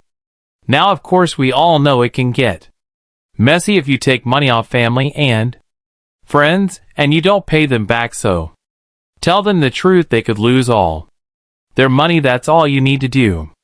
You tell them they could lose all their money in the wish to get investment. We sometimes go down the road of overselling it, and that's totally normal, but please be careful with this, especially with family and friends. If you tell them you invest in my business, it could all go wrong. You can lose everything. Then after that, it's up to them, but you make it clear. Don't oversell it that it's a guaranteed win. It cannot be a guarantee where nothing ever is unless you've watched all of this video. Of course, there's a high chance, but you know what I mean. Please Please be careful, but I have seen it work, and often family and friends can also help you, which in the early days of any business, if that's the stage you're at, then getting help is probably more valuable than money, but I've seen it work, so do give it serious consideration. And of course, friend of a friend can also be the way to raise money if you don't have someone in your family that's rich. Maybe you've got a friend who has a family that's rich. Learn to leverage the network, because your friend recommending you to someone who's rich will be powerful, and doesn't mean it'll also save you time in the VC world, which I'll talk about in a minute. Getting a recommendation is the only way to get investment. They don't take applications online despite what their websites say. I've seen it. They take it from recommendations. So start really networking. The second thing I'll say, and I've never seen anyone else talk about this when it comes to getting an investor, and that is consider the people you want to work with you in your company as potential investors. So sometimes when you're profiling the people you want in your business, you will look at it and say, right, well, I can't afford the best, so I'll get this person, right? Which is fine, I understand that. But the smart people think differently. The smart people think who are the best. And let's say I'm building right now a competitor to LinkedIn, helpbank.com, so I think who's number 2 at LinkedIn, I want them to come and join me there. Never going to be number 1 at LinkedIn. Not for a long time, but maybe they want the chance to build their own LinkedIn and come and join me. Now the great thing about the number 2 at LinkedIn, definitely got some money in the bank, right? Some money to invest in the business, so I can, and I've done this many times, so this isn't just a theory. But look at your team, look at your team members as potential investors in the platform I'm running today, help.com. The people that are involved in this business have invested in this business. Callum, who's buying the camera right now, has put his own money into this business, and he's got equity because of it, and he's taken a lower salary initially, so there's all sorts of benefits to actually doing it this way. You can get your costs down, you can get the best in class involved in the business, and you can bring money in to help make the company work. And it's much better to have money from people that are actually working in the business than people externally who are asking you for a report of when they're going to get their money back. The third thing you can do, and of course this is more traditional, but it is very complex, so I try to explain how to go about getting this type of person in your business, but it's an angel investor. Now you might have heard the term many times. You probably watched rubbish shows like Dragon's Den and thought that getting an investor is the dragon or the angel sits there with all the money, and you are desperately trying to get that money off them by making them see your vision. That is the wrong way to get an angel investor. The best way to get an angel investor on board, once you've identified them and done the research to find out who they are, you've been very clear about what you're going to give them. If they invest, all of that is common sense, right? I don't need to teach you that right now. Of course, you need to know how much you're going to give them and why. And I'll get into equity in a little bit later in the video, so you could try to work that bit out. But once you've established who you want as an investor and what you're willing to give them, the way to get an investor is completely the opposite to what you think. Getting an investor is, hi, I've got a business. This is this business. Would you like to invest? No, the best way to get an angel investor is not ask for money. The best way to get an angel investor is ask for help, because you've identified the right investor. They want to feel value. If they can't bring value, they don't want to invest. And often if you do it right, it's not like Dragon's Den. I've invested in 78 businesses. I always feel honored and unlucky when I get to invest. In a successful business, they do not treat me like a dragon. They do not treat me with awe. They treat me with respect. But they also identify why they've approached me, how I can bring value and make me feel special, and ultimately I then feel lucky to be involved in that business. If they do that right, if you ask me for advice, you're more likely to get money out of me than you straight up ask him. Ask me for money. Now, I'm not saying don't build ask into the process. Of course, when you do a picture angel investor, you should definitely put in there you're looking for money, but the best way to put it is we're looking for money from the right people. Make it a little harder for people to get involved in your business. That's how you get an angel investor. You create FOMO, right? FOMO, you probably heard it, but in case you haven't, it's probably one of the most powerful things. Fear of missing out. You make people understand, and you do it sincerely, that if they don't invest, they're missing out. That is the key to getting an angel investor. Now, of course, treat an angel investor with respect. If you can prepare a correct and appropriate amount of equity, they're going to make it clear why. Explain your long-term investment plans, how they're going to dilute, because angel investors often get diluted. So if you're offering them 5%, it might sound like a lot, but if you get another investor and another investor, as things go down the line, that person could end up with 1% of the company or 0.5% of the company. And remember, most angel investors will be involved in the business, so make sure you actually need them to help you. Don't just pretend that they need you. You need them, because once you get them on board as an investor, it will go pear-shaped. So it's not just about convincing the person to get on board, it's also convincing yourself that the right person to have with you on this journey in the long term. Make sure you do that.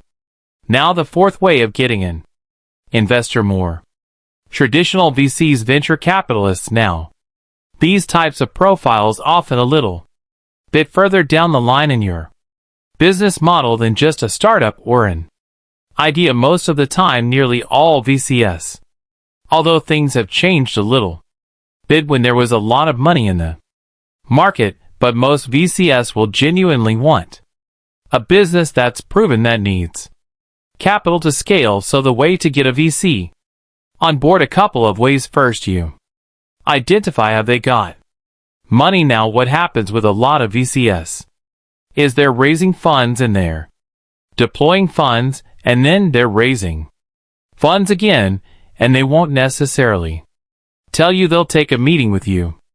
They might meet you and understand your business, but they won't necessarily have the funds, and they'll tell you what we joke in the VC world is you're too tall for radio, so you go for a job interview radio station. They reject you in that job, and the interview rejection reason is you are too short for radio. In other words, it's they don't tell you why, but you can find out if they're raising. You can Google them to find this out. Don't waste time approaching VCs are raising money. They won't deploy the capital. They will waste your time. The other thing you can do, and I think it's very important, is see who they've invested in before.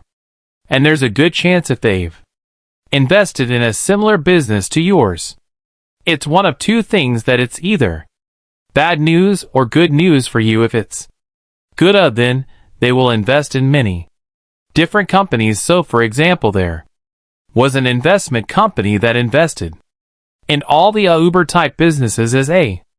They invested in Uber, they invested in Lyft, they invested in all of them. They hedged their bet that one of them was going to win. They want to be a part of all of them to make sure that they didn't lose. Other VCs will only invest in one company in that CATEG category, so just make sure you understand that. But if it's bad news and they only invest in one company in that category, then you can go to the competitor of that VC and Create a rivalry between the VC firms. I've seen it play out many times. You make them feel like, well, they've invested in Uber, but I'm Lyft and I think we're going to beat Uber. Would you like to invest in US? And it's primal, but it works. So think about again, have they got money? Don't waste time selling to people that don't have that. See the investor come companies they've invested in before. Understand that. And then 3. Try to get connected to a previous company that VC has invested in. It's much more powerful for you to get introduced by one of the other portfolio companies of that VC than you personally approaching that VC. So try to make connections, and it's also good due diligence. By the way, if you speak to the company that got investment from that VC, you can find out whether that VC was decent or not, because some of these VCs are awful. So you can do your due diligence at the same time. Hopefully make a relationship with a founder that can introduce you to the VC when the time is right. Now the 5th way. Again, I've never seen this way explained to people before, and it's not traditional, but I have done it many times, and that is work with your brand partner or client to fund your growth. So I had an office in Hong Kong, and a client wanted us to open up in the Middle East, and I was a bit reluctant, which is why I think I found out about this hack, cause I originally said we don't want to open up there. I think they just wanted us open up there and then service them, and they didn't want to spend any money doing it. But because we said no, and they really wanted to work with us there, they offered to pay us to open up there. So this is a hack I learned, and I will use it many more times after this. That sometimes your client who wants your service or the brand that's sponsoring you will pay for your expansion. Sometimes it's easier for them to do that than go out and build it. Sales, for example, or work with a new partner that doesn't understand their philosophy. So your existing clients can be your investor, and it can be really powerful if you do it right too, because that client then feels invested in your success. They're not going to make you go for a tender every year. They're not going to chop and change you as a client or partner or supplier, because they want you to succeed, because they own equity in you. Now, of course, you have to do this carefully. So, for example, if one of your clients is a bank and they invest in you, it can get very messy suddenly on the legal side. Equally, if you are working with a particular provider, let's say in my case I work with lots of different online service providers, but I partner with GoDaddy. But if GoDaddy invested in my business, it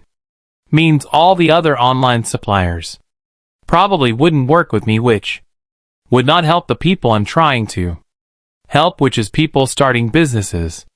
So I think it's quite important to make sure you get the right client or the right brand to invest in you. But it can be huge money, and brands do have investment divisions. Google Ventures. Google it. Ironic, they invest in businesses. They invested in a coffee shop called Blue Bottle, a coffee shop. So it's possible to get Google to invest in your business, but you have to understand. Again, the motives go back to my sales point I made in the video earlier in the video. If you want to understand how to sell to these brands, use that sales system again, but ultimately it's a way to raise money. Now there's one final way I want to quickly flush out with you to raise money to make your business work.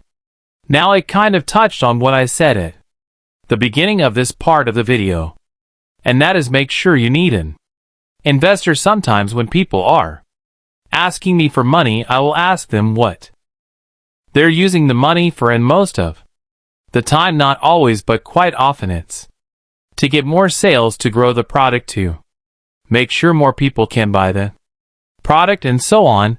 But when I dig in, it's not money from me that they need. They just need a better sales system. So often, when it comes to raising money, you'll Find that if you can actually go look at your business and you might say to yourself, well, I need the money to buy the product. Well, you can do crowdfunding. For example, you can find me methods of selling your product ahead of time through platforms like Indiegogo and platforms that will pre-sell your product to get you the revenue you need in advance, and you're not giving away any equity when you do that. You can pre-sell your product on certain crowdfunding sites before it's made, and then you can go and use the money you got from that pre-order to go and make it, and that is often a much better way than raising money from an investor. Of course, crowdfunding is quite big across the board now. You can raise money crowdfunding, you can do equity crowdfunding, and there's plenty of sites that do that. I'll put some links down below in the video if you want to check out who they are, but ultimately you want to figure out whether or not you really need the money from a customer pre-buying it, or from an investor who's going to help bring value, or from a community that's going to support you in the future. You can do crowdfunding where you sell your product. You can do crowdfunding where you sell equity. You can do crowdfunding where ultimately it's just a loan. You can do crowdfunding where people will just support you. Like Goonie, crowdfunding is definitely one of the ways I think today you should leverage before going to the more traditional routes of, say, a VC or an angel. Of course, family and friends. So crowdfunding is powerful, and don't overlook it. I'm going to put the links to all the different types of crowdfunding sites down below. Go check them out and let me know if you have any questions in this subject, because it is a complicated one. I will do a video in the future about how to launch a proper crowdfunding site, but that's not now. How to get a sponsor. This is something I get asked all the time. I'm going to give you the code. I'm going to give you the cheat code, I guess, on how to do it. And I want to first of all say, if any sponsors are listening to this, I have applied this technique on you, so forgive me. The first is understanding why sponsorship deals happen. We can get into what sponsorship deal structures are, and that's quite complex in itself, but I want to give you the tool today to get a sponsor on board. And the way to understand a sponsor: there's two things that makes a sponsor come on board. One is value return, right? What they invest in sponsoring you, they get back in some form, right? Be that in views or be that in sales, they get value back, ideally trackable value. So billboard companies, which I think are a joke, really in what they value-wise give back to a brand, sell because they show how many people walk past that billboard, how many people are looking at that billboard each day, and brands love that stuff. So proper ROI on their investment. The second way, and this one's a bit more tricky but very powerful if you get it right, is the emotional sale, right? So you see this quite a lot in like local football clubs in England. Big brands sometimes are sponsoring small local football clubs. Why? Because the CEO plays football there, or the CEO grew up there playing football. Basically the emotional sale. Now I have used both of these to get deals, and both of them can actually work together. They're not mutually exclusive. Frankly, sometimes the emotional sale with the value return is probably the holy grail if you can make it personal for the brand and the people running the brand. Don't overlook them if you're going to make it emotional for the person who runs the brand alongside.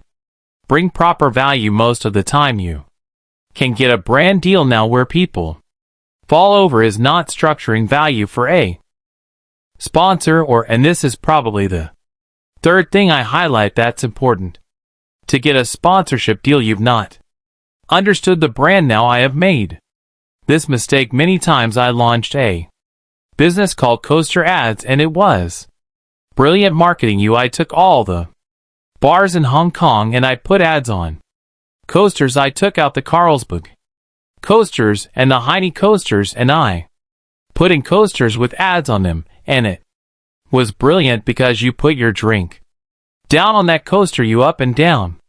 Look at it for an hour at least as you're putting the drink on it and picking up. It was brilliant retention, brilliant engagement. People saw the ads every time. They're brilliant, but I tried to sell that service, that coaster ad service, to a jewelry business, and of course they laughed at me. In fact, I lost them as a client on the agency side because they thought I didn't understand their brand. I was so sure that jewelry brand would get traction, which they would have done, but I didn't remember what their brand philosophy was. And they're high-end, they're fashionable. They don't want a beer sat on top of them. I made a mistake. I didn't understand the brand, and this is where you need to get really clear what is the brand value. And so in that case, in the jewelry case, they want to sponsor, 007 movies with James Bond's girlfriend wearing the jewelry and looking sexy. They want to be involved in things that are not linked to beer, that are not linked to somebody drunk putting their beer down on their brand. Now I did eventually sell coaster ads out to airlines that wanted to promote going from Hong Kong to Singapore and so on and so forth. So I eventually did really well with that brand, but initially I learned an important lesson. Understand the brand, understand what their values are, understand how they traditionally advertise. So Visa, for example, Visa advertise at the Olympics. They not only sponsor the Olympics, then they spend a lot of money promoting the fact that they're at the Olympics. Too many people go to Visa and ask for sponsorship without understanding that probably the biggest activation that Visa ever do is the Olympics. So you're better off going and selling some value linked to the Olympics as opposed to saying, please sponsor my event, because they're saying, we sponsored the Olympics, we sponsored the biggest event in the world. Now you want us to sponsor your event. Brand values and understanding what that brand wants is key, but I mentioned it briefly a second ago, but I want to highlight it is important. Don't forget the people in these brands. Research who they are, understand what their motives are. Some of the brands that sponsor me today, GoDaddy and Thai Banking, the people that run those brands care as much about entrepreneurs as the brands themselves. So when they see that me and my team are helping people, genuinely helping people have a better life, not only do the people buy into becoming a sponsor for us, the brand alignment is there, and it happens right now. This does TY into the emotional sell somewhat, because, for example, one of the people I work with, GoDaddy, had a small business. She knew how hard it was to make that business work. So when she sees what we're doing alongside what GoDaddy does, this isn't a sponsored video by the way, but I'm just highlighting the example so you learn ultimately these people make a difference in that brand. That brand is made up of people, so as long as those people don't get fired for sponsoring something that has no relevance to their brand, you can actually end up having champions inside these companies for you to help you get the sponsorship. And I've had that many times now. The fifth way to get a brand to sponsor you that no one talks about. I don't know why, maybe it's some sort of industry dirty secret, but it's a very powerful way of getting a brand sponsor on board is work with someone that's already working with one of these brands. An agent is often one way to describe it, but there are two types of typical agents that brands work with. There is a media buying company. This is a company that will go out and buy all the ad space for that brand. They're paid by the brand to go and get the best deals possible and buy up ad space. You can talk to these media buyers, and often it can be better to talk to them than go direct to the brand because the brand is too busy with its day-to-day to deal with you as a media owner. They would prefer to deal with the media buyer one contact, and then that media buyer will deal with everybody that wants to sell media. So recently, someone came to me and said they've got a fleet of vans and they want to get brands to advertise on their vans, and they tried going direct to brands and brands said no, gave them a contact on a media buyer. The media buyer said great, and they bought all the event. It's much quicker. The media buyer has a relationship with the brands and often they hold the money. The brands already allocated the money to the media buyer. So stop trying to sell to the brand, sell to the media buyer. The other way to do it is via the agencies. So I used to own an agency is one of the reasons I know this subject so well. But a brand will have a company that will come up with a campaign idea for them. Now often when you're coming up with a campaign for a brand, you're also looking at how the campaign will be applied in the real world. So it might go on taxes, it might go on a bus, it might go on a coaster. So you can actually tap into these agencies examples without showing any preference. There's people like MC Sorry, Ogie, Leo, Barrett. These agencies already have the relationship with the company, and if you get in there with your idea or your product, they can often insert it or even come up with a campaign to sell it into the brand for you. Now I personally prefer to deal with brands direct many times, but do not neglect media buyers.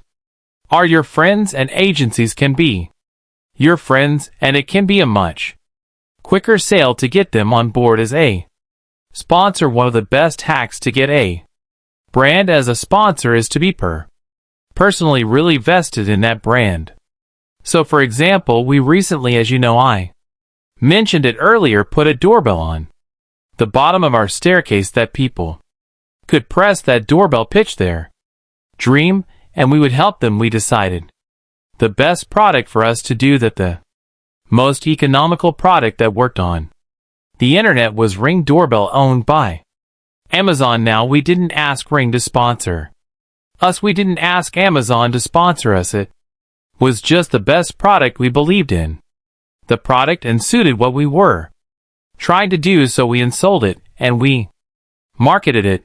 And of course, guess who's seen it? Ring and Amazon. So now who are we now working with? Amazon. Now of course, what I'm talking about here is just using the brand in your life and therefore it being a natural fit for the brand to work with you. When I wear Whoop out on the street, it's natural. I'm wearing it because I like the product. And then Whoop will see me with millions of views on my videos wearing a Whoop, and they will contact me. So I think that just leaning into a brand relationship and not initially thinking about the money, back to some of the points I was making some of the other areas earlier, delayed gratification and sponsorship can also be very powerful. Just work with brands that you love will always be easier than forcing a brand into your ecosystem, but also just doing stuff with that brand as part of your day-to-day business life can lead to sponsorship. How to build a brand. Now this subject is complex and exciting if you get it right. A lot of the things I've talked about earlier, like sales and marketing, will happen naturally, but it is complex now.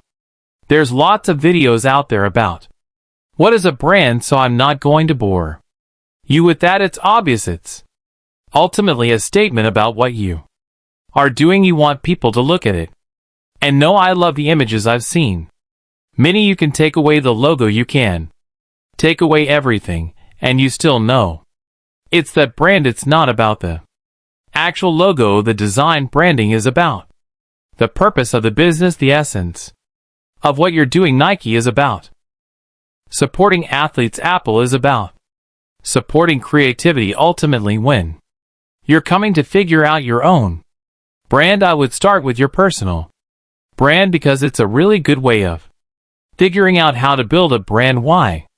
You know you right if you're honest.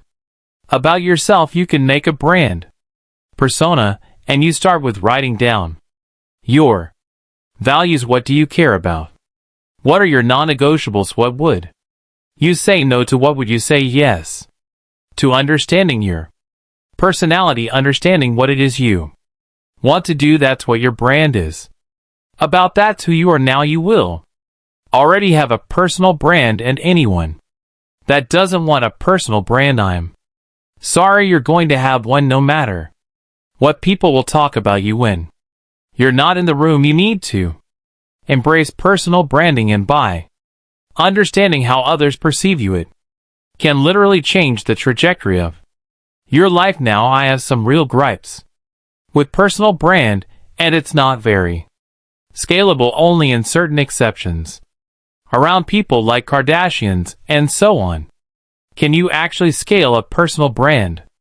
As someone that's built a personal brand, as someone that's got 4 million followers that spent 4 years building a personal brand here in the UK, I can tell you it is sometimes a pain in the ass. I am responsible now, no matter what, to do videos like this and post up stuff, even when I'm tired. Like now, I'm actually tired, and I still have to do this video because if I don't do it, it probably won't take it seriously. I could give this knowledge to my colleague and give it to you, and you probably wouldn't listen, so you need to hear it from someone that's been there and done it like me, and I understand that, and I actually do love doing these videos and helping you, but I'm just trying to highlight the personal brand side is dangerous. If that's all you build, you have to take personal brand seriously. You have to identify what your personal brand is, and by the way, I know people that have made their personal brand not being on social media their personal brand is they don't get back to you in email. That's actually sometimes what makes them unique. That's their personal brand. I don't reply to DMs. I want to make videos like this that bring you value. I want to do lives. That means I interact in a real world with real people. I have my rules. I have my values. I'm dyslexic, so I don't like reading DMS. But having those rules and having that discipline will ultimately help you define what people say about you instead of people saying it without you having defined it. But brand values of your own can teach you how you need to do exactly the same for your company name. So let's take my brand, Help Bank. Right, Help Bank has a lot of the traits that I personally value: honesty, openness, authenticity, value. These are all words in my personal brand persona that have translated into my company persona. However, Help Bank's long-term future also involves helping people with finance. Finance is not a word I use on my personal brand, and also supporting people to get the funding they need is something I have personally done many times, but as an organization, as a platform, it's going to be a much more serious thing for Help Bank. So when the branding was designed, we said it has to look a little bit more serious than the Simon Squid brand, because ultimately we'll be funding people's dreams at scale, and people need to trust if we tell them we're going to fund their dreams, it's actually going to happen. So the Help Bank branding is a combination of the Simon Squid branding and our competitors potentially in the future. We want to make it look serious. It has some element of fun, but ultimately it has its own brand persona, and all you need to do initially to get the brand right is write down all the different brand values. Now I want to teach you about how companies apply brand at scale, and there's a few different ways it generally plays out. So let's take a brand like Canon, and Canon run a brand method which we call reference. Right, and reference is when they leverage someone else's brand to make their brand look good. So Canon, for example, work with a photographer called Peter McKinnon, who is a brilliant photographer. I'm a big fan of his, and by sponsoring him, by supporting him, they don't need that person as a CEO and their company. Like Apple have done, they have it. External Nike also do this. I mentioned earlier, Nike will sponsor top performing athletes with nice personalities that have values, and that therefore becomes part of the Nike brand, so they use this reference model to make their own brand look good. Now Apple, as I mentioned earlier, they use a different method. I call this the leadership method, and the leadership method is basically where you have a person in the company that represents the brand values. Now in help bank, I am that person probably in your business. You are, if you're a small business owner, the person that is the leadership value brand ambassador for your company. You're probably the one that asked to go on stage and talk about your business. You're the one in sales meetings, whatever your business model is. You're probably the one representing the brand. Of course, your staff will represent the brand. Your office environment will represent the brand. Like I said earlier, the days when you go out, have a party, and post on your social media will represent your brand. But when it comes to making your brand values clear, you do it by these two methods. You either have a reference model, which means you sponsor certain people that represent your brand value, or you have a leadership model, which is you personally in the company leading the charge to make sure people understand your brand. And I think when it comes to brand building, there are some risks in both of these models. Now in the reference model, if a celebrity that's supporting your brand does something bad, that can affect your brand. Now this happens a lot, and they often get fired quick. I think one of the most famous cases, Kanye West, who of course got dropped by Adidas and then lawsuits galore. But what I'm saying is, though, what's good about the reference model is you don't have to spend 4 years building up social media presence like me. I've spent every single day 4 years doing a post, building up a community. You can just leverage all of that hard work, and your brand can have the halo effect of working with me. But the downside is, what if I do something bad? Then your brand is at risk. So you need to have mechanisms in place to make sure you're protected as a brand. But that's how you scale brand. And of course, the leadership model also has its weaknesses. We all saw this a little bit with Steve Jobs. When Steve Jobs left Apple had a real problem for a long time. They put so much of their brand value in the Steve Jobs brand that when he left, the magic left was often what people said, right? So you have to make sure that you as a leader, it's sustainable for you to be that leader and lead that brand effort, and or there's a good transition model in place. And again, when Steve Jobs went back to Apple, he did have a strong transition model with Tim Cook. Now Tim Cook's an interesting one because he's not Steve Jobs, of course, but he is Mr. Data. He's someone you trust with your data, right?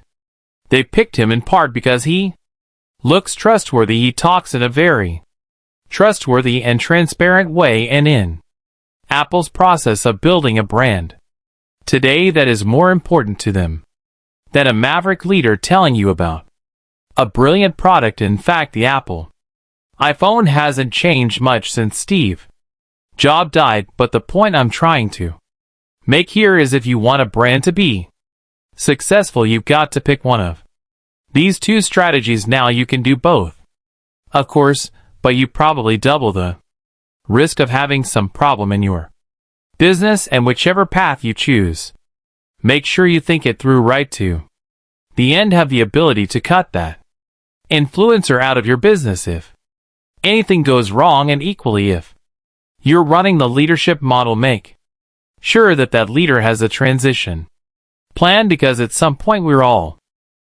going to die. Now hopefully we're all going to live forever with Elon Musk. Help, I'm sure that's true, but I will tell you now the final thing really important in brand. Learn to say no. If you don't say no to the wrong relationships, the wrong brand partnerships, the wrong clients, your brand will get damaged. I have had this experience myself. I spent 10 years building up a brand. It had a fantastic reputation, and then I got a bad client that didn't understand how the world worked and made my brand with their big mouth and their lies.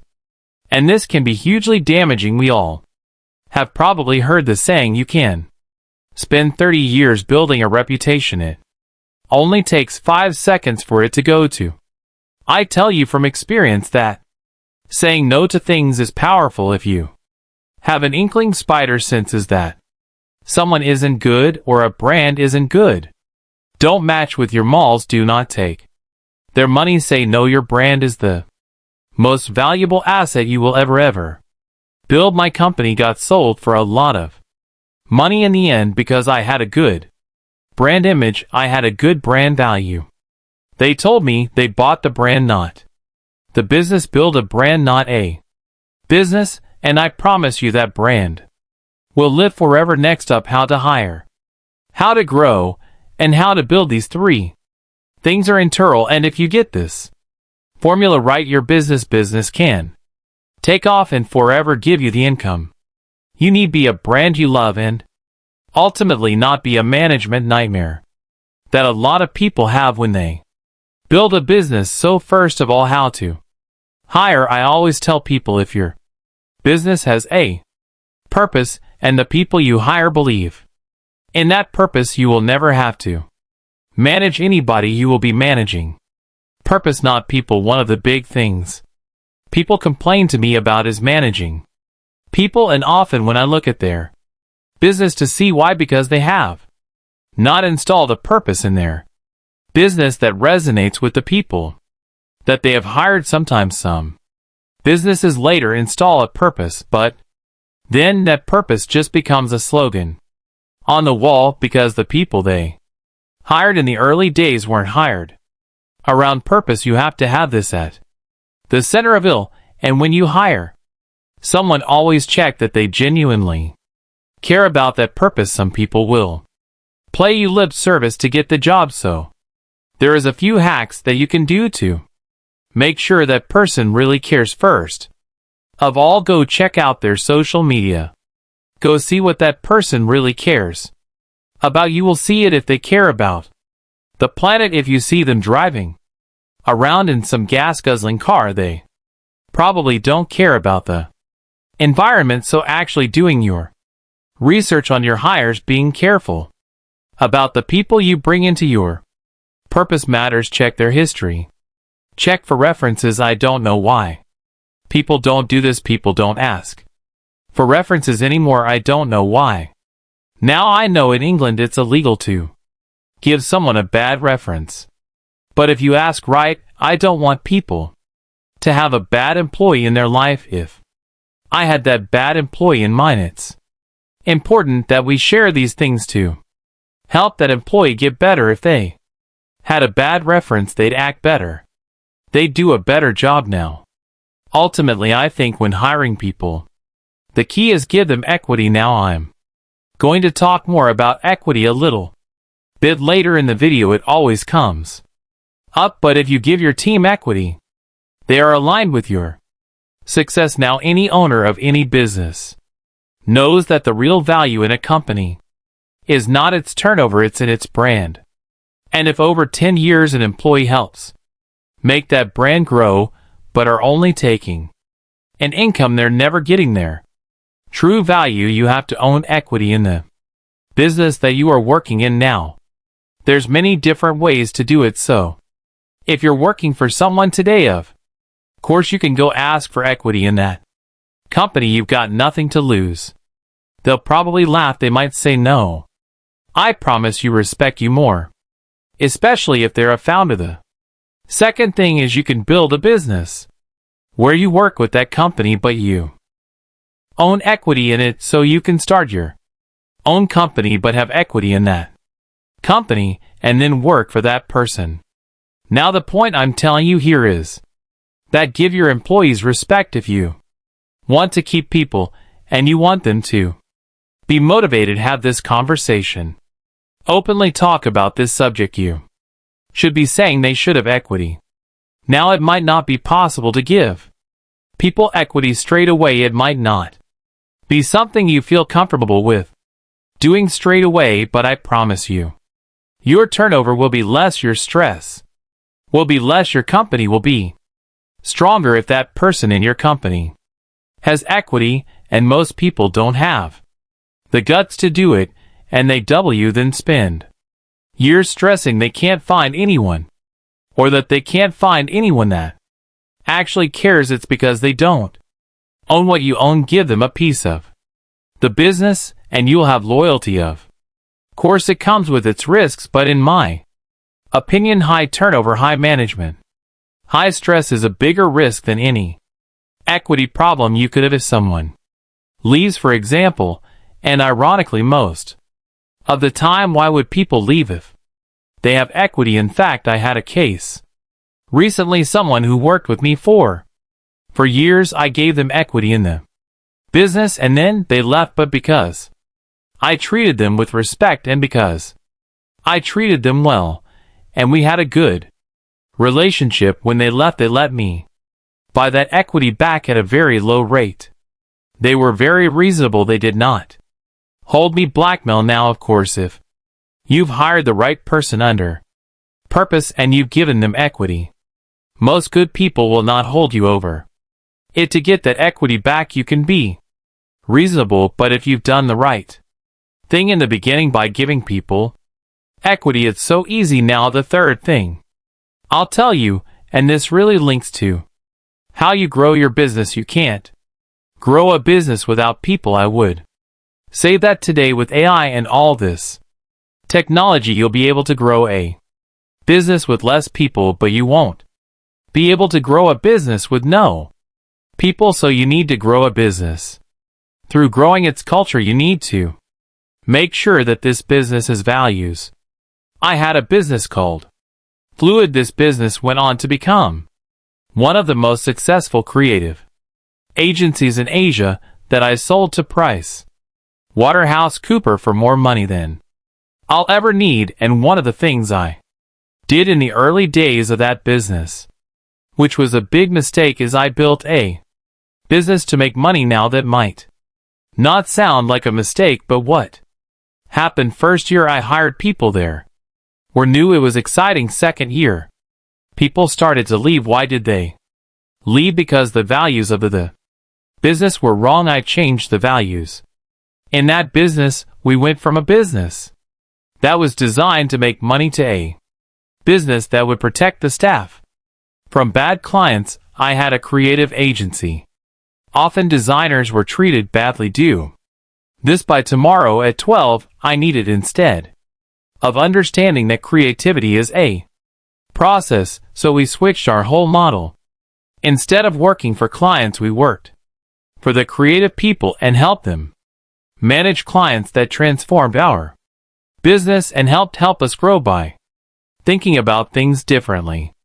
Instead of traditionally, you will grow your business and by looking after your people. It's cheesy, I know. You can grow much easier now when you grow, assuming you follow my advice and you grow your business. This is the important thing. You need to identify what is your destination. What are you actually growing for? Now, I have a lot of people recently approached me and say, please invest in my business arm, and I want to grow it. My first question is why? What is it you're trying to do by growing your business? What's the real reason you're growing your business? Is it ego? Do you really want to work more, or is it want to make the business bigger so you can bring in management, so you can not have to work so hard, so you're working hard now to grow it? That's fine. I think you need a reason to grow it. Now, I want to grow the biggest platform in the world that helps people for free learn business, so I want it to be big. I know my destination. I want to help 10 million people for free start a business they love and never feel alone doing it, so I know my destination and therefore I'm growing both from a higher point of view, from a culture point of view in that direction, but I have had points in my life and the early days of fluid where actually I wanted to work 3 days a week doing cool stuff with brands and 2 days a week going to the beach with my girlfriend having fun, and so I didn't grow the business too much at the beginning. I actually had a different ambition, and there's nothing wrong with that. And if you want to grow your business brilliant, follow this formula. Have purpose, bring people in that have value and own value in the business, and you will grow if you look after them and your customer base. The final thing I'll talk about when it comes to really building a business and making a business successful: first of all, take risk. Make sure that you build MVPs, minimum viable products. Try things out. If you really want to build a company, you can't stay stagnant. No company today is around when they stay stagnant. Think about Blockbusters or any of these businesses that just sat on their technology like Kodak and didn't do anything with it. You can't sit still. Kodak invented the digital camera. You can't sit still. You have to put these things into the market. Kodak didn't want to put their film, a digital camera, into the market because it would have meant film was gone and film was their core business. You've got to disrupt yourself if you really want to build a business that's going to last. If you really want to build a successful company, I'm going to use a dirty word, a word that I personally hate but has saved me. You need to build systems. You need to move from what is often in the early days of a business what I call a generalist mindset, where everybody can do everything, to a specialist mindset.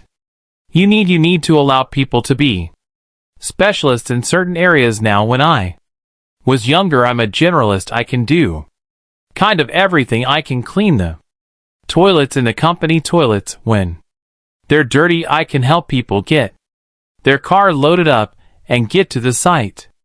To do the pitch, I can do the pitch. I could do everything, but I became a specialist in marketing, and I think as you grow a business, you have to take away the generalist people and build out specialist people, people that do a particular thing well to help the business grow, and that involves building systems that allow people to do that in your hiring process, in your growing process, and in your mindset. Even you as a founder, potentially you have to make sure that you learn a skill set.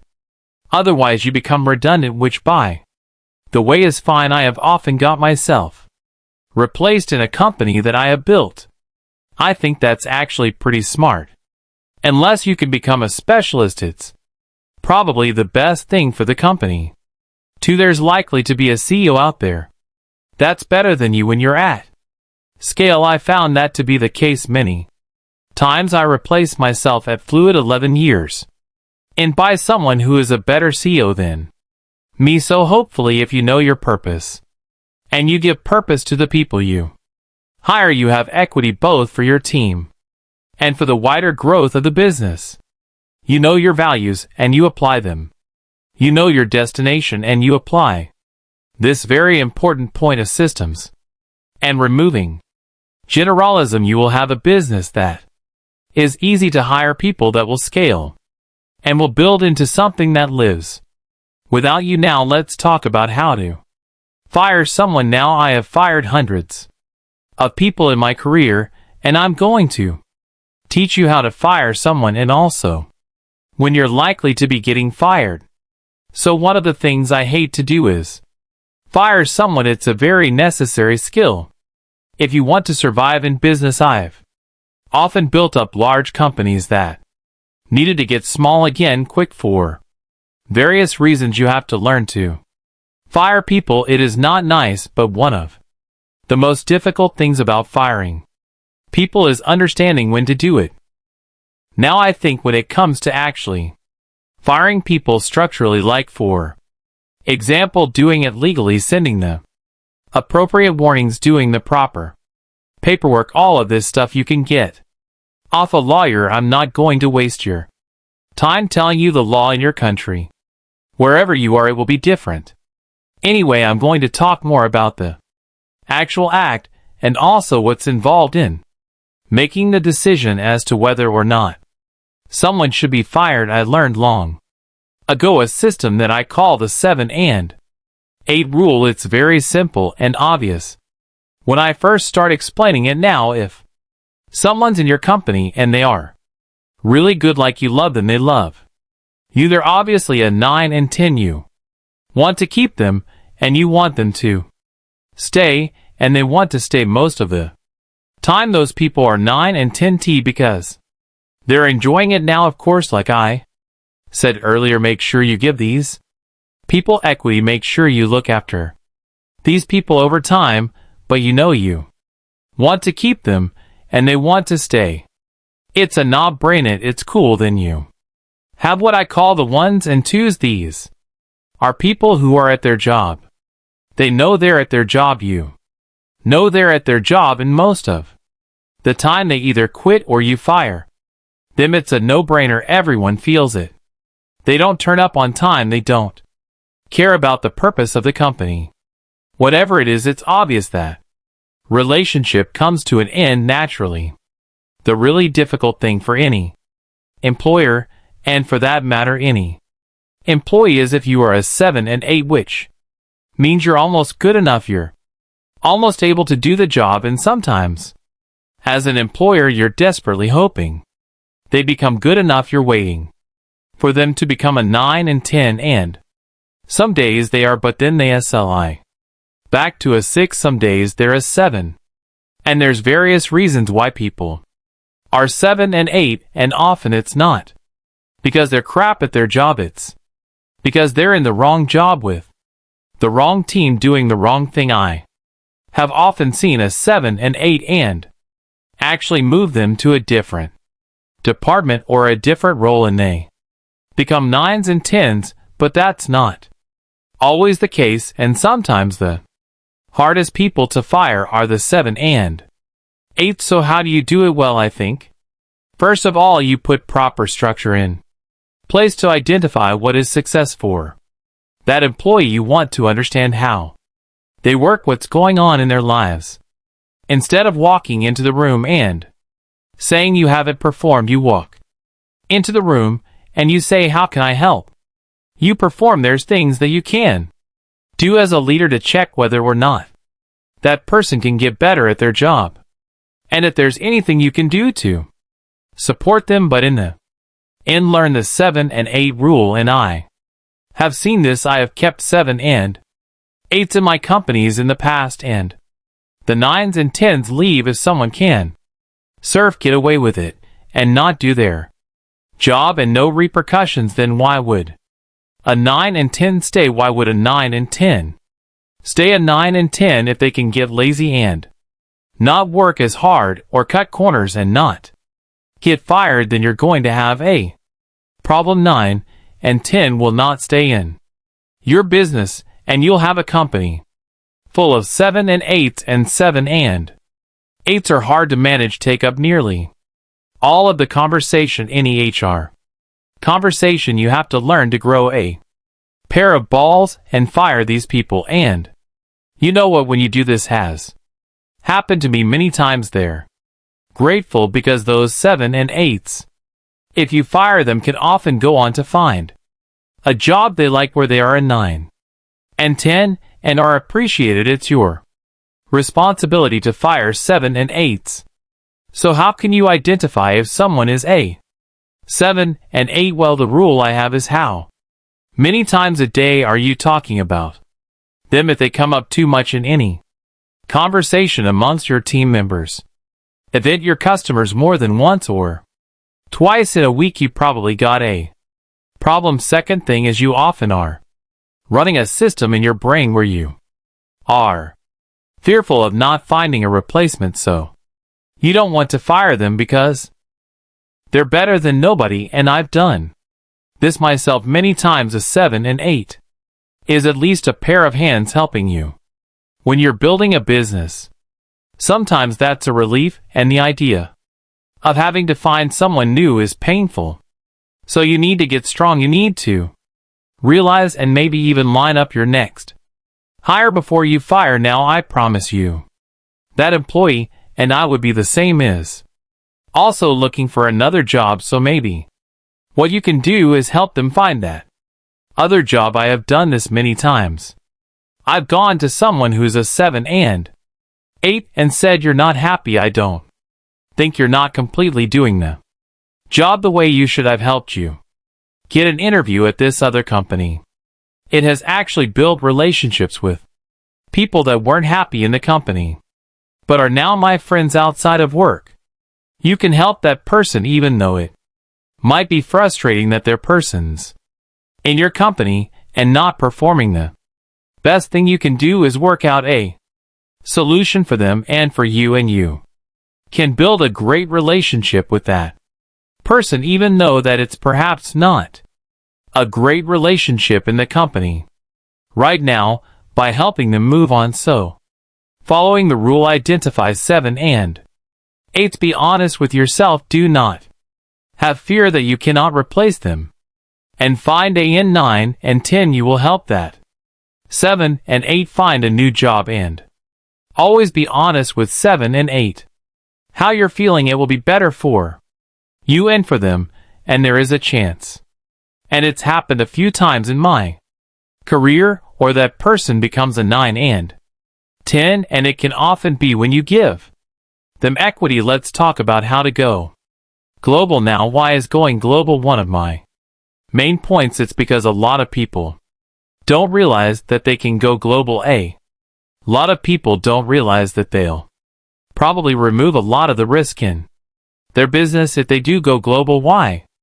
Well, if you're in more than one market, and the market you're in is in trouble, you spread your risk. I've had this happen to me many times in my early career with Fluid. We were just in Hong Kong, and it was risky. Hong Kong had a lot of ups and downs, and when we had the downs, I was subject completely to that down. I had no counterbalance with a business potentially in another market doing well, and going global, it turns out, is not difficult anymore. Often people don't realize there are a few steps to allow your business to go global when you didn't think it was even possible. So, what are those steps? First, identify whether there's an opportunity for your product or your service in another market. So, research, and even if you don't want to open up that second office or sell that product in that market, once you understand what markets where this could work are, there's a couple of opportunities for you. Now I could reverse back to raising money. If you're able to say to someone that you could open up your product in other markets with their investment, it can make an investor happy. That's just one example. It can make an investor actually go ahead and invest in you equally, like I mentioned earlier as well. Well, if a brand wants to sponsor you to open up another office, this can be a way for you to grow your business, and you reduce your risk under the dime of a brand partnership. Research is key at this stage. Find out where your product could be sold even if you don't want to do the work to do it. Second, you can basically set up models like franchising. So if you don't want to set up that business in another market, you can set up a brand franchising arrangement, so someone else will open it up and someone else will do the work, but you can make money by doing nothing. I hate passive income. One don't think that exists, but this is the closest thing to it, in my opinion. Someone else running your brand in another market under a license. So I think that franchising is a real opportunity, and it's a bit of a misunderstood word, franchising, because a lot of people kind of think of like Subway or a McDonald's, but franchising can apply to a service business, and many companies are built on partnerships under a franchise structure. The other thing that's really important about going global is making sure your business can stand the test of time, and if you have a business that is thinking globally, ironically, you're more likely to survive in the long term. You'll learn an important lesson, which is it's easier to run a big company than a small company. Far too many entrepreneurs, and me included at points in my career, have made my business too small that I am the only one that can run it. I can't afford senior management.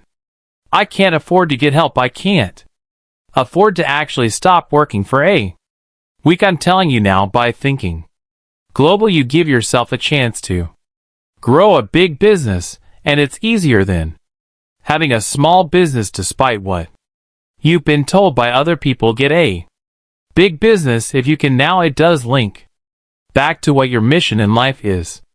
Maybe you don't want a big business, but do not decide to not have a big business because you think it's easier to have a small business. It's not. Small is not easier. I have run big businesses, and I have run small businesses, and I had an easier life once I've made the business big. So do not trap yourself in any market. Do not subject yourself to any market that could disrupt your business.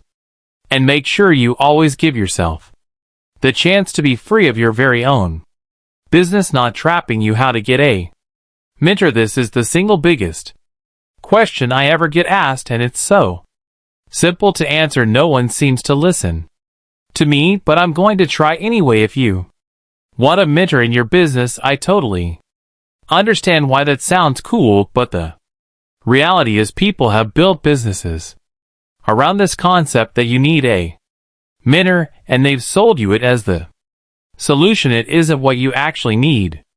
Is not a mentor. What you need in reality is someone who can answer the questions that you have, and perhaps even give you the answers to questions you didn't know to ask, and this can all be done without a mentor. In fact, I would argue if you got me as your mentor, it would be pretty annoying, cause mentor will tell you their experience, but it might not be relevant to your life. This video today, in a way, is all the knowledge I have anyway, so of course you can still have me as your mentor, but what you're really saying, if you're honest about it, is you're looking for a coach. You're looking for someone to keep you accountable, and you can actually break down what that means into what you really need. If you want someone to work with you in your business and keep you accountable, get a co-founder. If you want someone to help you with sales, hire a salesperson. If you know the question you want to ask, then ask it now. I say all that I still want to deliver on a promise to help you get a mentor.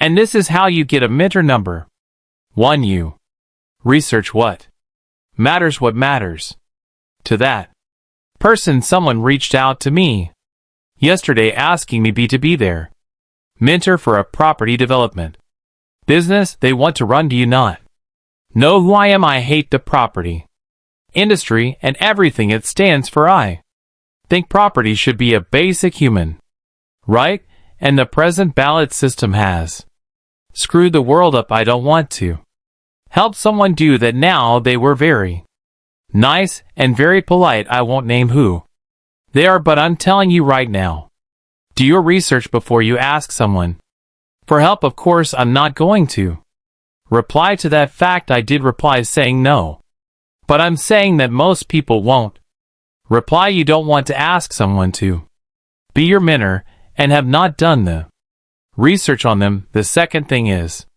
don't just say, please be my mentor now. There are plenty of people that don't take my view that you don't need a mentor and do want a mentor, and they will mentor you. Some will charge and some won't. I'll get on to that in a minute. But when you ask someone to mentor you, remember it's a bit like saying, would you like to get married? You need to define what it means. So define what you mean when you say, will you be my mentor? Tell people what that means for you. I would like 10 minutes of your time once a week, and perhaps consider if you do. Start defining what it is, what sort of questions you're going to ask, and often If you ask a question, you will get a mentor. If you ask for a mentor, you'll get no reply at all because no one can commit to an open-ended question, especially from a stranger asking for mentorship. You need to define it. In an ideal world, I suggest you ask a question first. That's actually why I built helpbank.com, so you can go and write a question to 105,000 potential mentors. Now, if after all this you're still set on getting a mentor, another way to get a mentor is change the word mentor to advisor. And when you're looking to build a company, for example, and maybe you want to mentor to help you build a company, look for someone that has specific knowledge that you're after and ask them to join your advisory board. Now, advisory board's a little bit more glamorous for most people. A mentor isn't something you see on many people's LinkedIn profile, but advisor to this company and advisor to that company often is. So reframe it as advisory. Now, if you've got a business with purpose and you follow the other things I've said in this long video today, you'll know how important things like process and systems and structure and goal will lead you to decide what type of advisor you need. And it's much easier to get an advisor than it is a mentor, and much easier to structure what the relationship is like. If they're, for example, one of your board or advisors, they'd probably have equity in your business, so you're no longer asking someone to hang out with you and give you a bit of advice and motivate you. You're asking someone to give you specific knowledge around something they love and believe in, and it's much easier. The next thing you can do to help yourself get a mentor is connect to the people that they are connected to. So referrals are the best way to get help. Many times someone I know for a long time that's helped me out has asked me to mentor someone to help them out, and I have done it without question. And so that referral, a bit like in sales and the other things I've mentioned today, referrals are so powerful. Try to get someone to refer you to the mentor that you want. It's also much easier for someone to say yes when they've got some reference point of someone that knows you. Now be careful, don't go become friends with someone just to get them to refer you. It'll be transparent and actually hurt you, so do it genuinely. But if you can get a referral for the mentor that you need, it's very powerful. Now, the final way to get a mentor, if that's what you want, the best way is to give value to the person you want as a mentor. Some of the people I've helped in my past have helped me first. I didn't ask them to. So, for example, someone redesigned a website for me and made my website better, of course, after someone's gone and made all that effort to support me and help me. I'm going to give them time. And I think that time in the early days allows us to work together to define the questions they're asking and define the things that that person actually needs. And so go and give value to the person that you want as your mentor. Don't just ask them for something, try to bring them something, and it will make a huge difference. And I think that that's one of the things that people never do. They just want to extract value, and this goes back to my personal philosophy in life. It's not give and take, it's give without take. If you follow give without take when trying to get a mentor, if you follow give without take when trying to get mentor, I'm pretty sure you'll get that mentor. But don't expect anything. Don't expect that person to become your mentor. Give them value, give them respect. Clearly you respect them, you want them to be your mentor. Make the effort, and over time it will come back to you, even if it isn't in that person becoming your mentor. How equity works. This is such an important subject. If you don't get the equity structure right in your business, you will fail. I have been involved in many businesses that didn't do this right and collapsed, not because they weren't good businesses, but because they didn't know how the structure of equity works. Now, just before I get into the detail of how to structure your equity structure in the future correctly. I will make sure that you understand one important point: most people don't want to drop below 50% equity in the company because they think it means they lose control. That's not true. You are able to control your company under the operational agreement. Now, in each country is Britain different. Market, you have different terminology for this, but you control your company by the shareholder agreement. You don't control your company by the amount of equity that you hold. So, if for example you have a 50-50 equity split with someone, you are actually potentially in joint control as far as equity is concerned, but you can still allocate one person to make all the decisions and have actual control. So do make sure that you understand that equity ownership does not equal control. Right? It does not equal control. Keep an eye on this mindset because you often make big mistakes around equity ownership, thinking it means you lose control if you drop below 50%, and that is not true. The second thing to keep in mind with equity is understanding where you're going with the business. Everything I've already discussed in this video is internal, but if you don't know where you're going, you don't know how much equity you need to get there.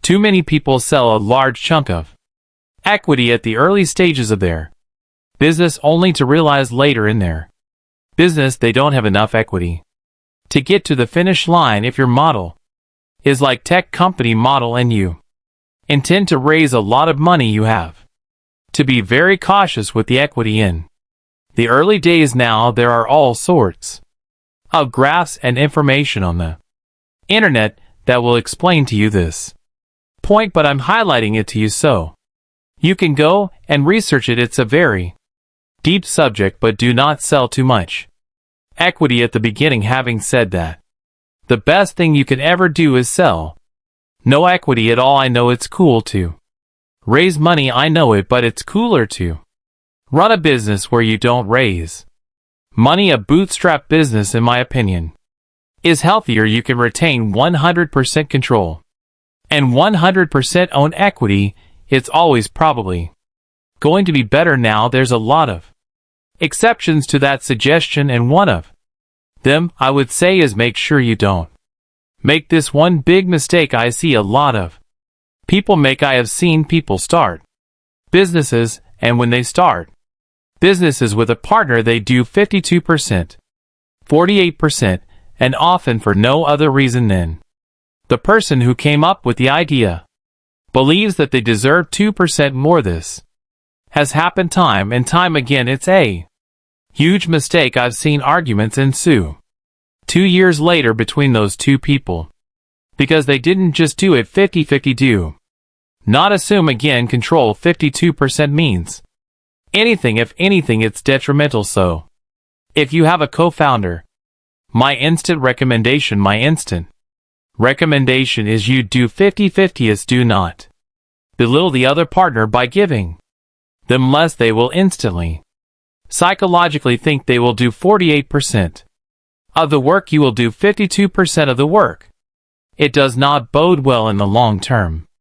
Now there is a danger with 50-50 is that danger is decision lock. If you're making one decision and your partner's making the other, and you haven't put a shareholder agreement in place to decide who has the deciding vote, you have a problem. So the way around this is often to have a third party help you make big decisions, someone you both trust ideally, but you create a 50-50 ownership structure with a board of advisors for example, and this allows you to make decisions, especially difficult decisions, without major argument and avoid conflict with your partner. Now the best way to avoid conflict and avoid even needing to turn to your board of advisor is to be very clear about where you're both going.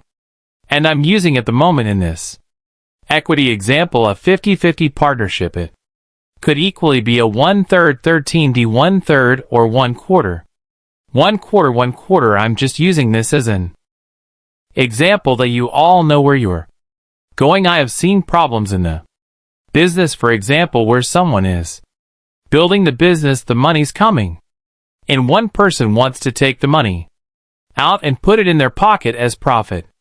The other person wants to put it back into the business to help it grow. One person wants to stay in one market, the UK. Another person wants to expand to the US. You need to try and work out all of this stuff ideally before you even start the company within your mind map that I taught you earlier. You figure out where you're going and why, and therefore you avoid conflict when it comes to major decision making later. Again, I have seen companies fall apart because one person wanted to take the money out and one person didn't, and literally the business collapses because the two don't agree, don't get along. The business fails. Equity ownership under this system I'm now teaching you is not about control, as I've mentioned, but it is about understanding what the equity is there to do now, depending on your structure. If you're a charity, this won't matter so much, but if you're a limited company that's looking to raise money, please make sure your cap table has the right people on it. I have seen many people not get investment because they gave 2% to the wrong person that the other investors don't want associated with.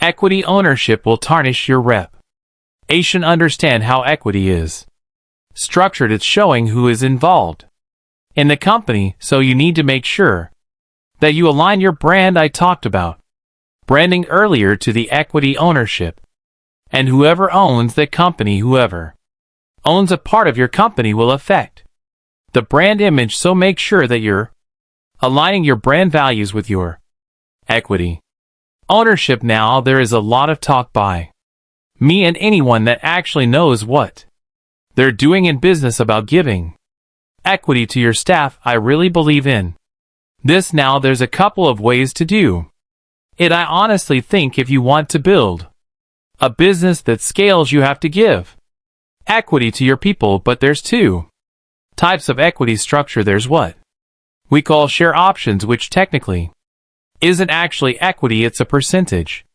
in the future of the company, but it can often be in what are framed as earnouts, or they're straight up equity. Now, there is a hybrid in this model, and I don't want to get too technical now because I'm actually not a lawyer, but I want you to understand the difference. Most of the time people are buying stocks and shares. In the stock market, they have share options, which means that yes, they'll get given shares, but those shares have no class level, so they have no decision making power. So you can own shares in the company in the stock market but have no influence over that business or no control. But that is one way to incentivize people. You give them share options, my preferred method, and everyone on my team had this actual physical equity in the company, not share options via the stock market listing, but real life equity in the company. So the company was sold today, they would get paid out, whereas often with share options it's some link to the stock market listing, or in some cases if it's already listed to using the shares on the stock market. But if the company decided to take the company off the stock market, wherever that price was, you'd have to sell out again. There's some legal obligations around this. It has to be more than 70% of the shareholders agree, but the point is I have owned shares in the stock market of a company that I believed in, and then the owners of that company, actual equity owners of that company, decided to take the company off the stock market. I had no choice but to sell my shares. That company delisted, became worth $1 billion, and I could have owned it, but I wasn't allowed because I only owned the share option side, the stock market side, not actual physical equity in the actual company. And I think it's important, if you're even thinking investing in a company, to understand the difference. Of course, if you're going to work in a company understand the difference, and if you're building a company and you don't understand the difference, you're going to have a major problem in the future. Now this subject of share ownership, understanding the different classes, please spend time understanding the different classes. Go Google how it works, go Google share options, go Google stock market shares, go Google equity ownership. This stuff is complex, it's going to be too. I'm not legal IO to go through all with you now. But this structure of share ownership can literally make or break a company. I would also finally say to you, depending on what your end goal is how you should reverse engineer your share equity ownership. If you are looking to IPO your business, then you want to make sure that the IPO process is fully understood, of course, but your stock is reversed backwards. So when you start the business and you're looking to list it, one day you need to know that when you're starting the business, ideally, because if you don't structure it early on to eventually get listed, it probably won't. Now, I learned this the hard way. With a few businesses that I was involved in, the share structure was so complicated we couldn't get all the shareholders to agree to even do an IPO. Some shareholders wanted to keep it private, other shareholders wanted to do an IPO, and it gets so messy because they didn't know where they were going in the early days. So learn to structure what I call reverse engineering. Know what your end goal is and reverse the share equity structure from day one. Under that premise, now there's one final thing I'll teach you about equity. Sometimes it's hard to determine the value of your company to sell equity, so one thing you should look into and perhaps use is products like a safe. Now platforms like Y Combinator, one of famous accelerators out there that help businesses grow, use a safe to help determine a business and its long-term potential for value. There's many different ways to structure a safe, but the beautiful thing about that model, and go and Google it, is you don't need to determine the value of your business. Now someone can invest in your business on a discount of the value in the future. Now again, there's many different ways to structure that concept, but the concept of safe I have found to be very useful, especially in the early days of building a business, to take away the conversation about what is your business worth and move towards invest in this business, and this is what we're going to do. It's much easier to get an investor, for example. Frankly, it's much easier to incentivize your employees with it. You're not determining a value on the stock share now, so it doesn't cause tax implications as well. I really think it's useful, and not many people know about it, so I hope this overview in equity gives you a good understanding of how it works. I am going to do a whole video on this, much more detailed. I'm going to get some lawyers involved too to show you the different agreements and how it works, but if you go do a little bit of Googling, you'll get most of the information you need that I haven't provided here. And if you have any questions without equity, feel free to drop them in the comments. How to sell your business, how to exit a company. I have done it a few times in my life. There's loads of different ways to do it. I'm going to share with you how to exit your business. Ultimately, selling a company is often a dream of a lot of entrepreneurs. I have done it a few times. I've done it a few different ways, and I've got some interesting insights to share with you. And one of the things I'll start off by saying, if you really want to sell your company, the best way to sell your company is not want to sell it at all. The most amount of money I ever got for a company was because I didn't want to sell it. That's the strongest place to negotiate from. So the number one thing I want to tell you, in an ironic twist, when coming to sell your company, the best thing you can do is build a business you love, and selling it will accident, and selling it will accidentally happen. This has happened over and over again. History always repeats itself. Mark Br was offered $1 billion by Yahoo to sell his company, and he said no, so now it's worth $1 trillion, and I think there's something really powerful in this process. It's kind of sales like I was teaching you earlier. It's kind of sales you don't want to sell. It means you can get the most for it. It's a very hard thing to actually be truly not interested in selling it if it's actually your goal, but it will ensure you get the maximum value out of a business if you do it this way. The other way to think about selling your business, and the way I've sold my last company, is I partnered up with a company that could buy my business. So Fluid partnered up with PricewaterhouseCoopers, and we worked on a project together, and in that process of working on a project together, PwC realized that they should just buy us. Now, at the time when it was first mentioned, I didn't want to sell. Great negotiating first step, but in the end I did sell it, and I'll tell you all about that process in a minute. But I am trying to highlight that another way to sell your business is partnership. Work with a company that is likely to want to buy your business. Build the relationship up, and you'll be surprised how that can lead to an exit. Again, don't lean into it wanting an exit, lean into it wanting to build a partnership that works for both parties.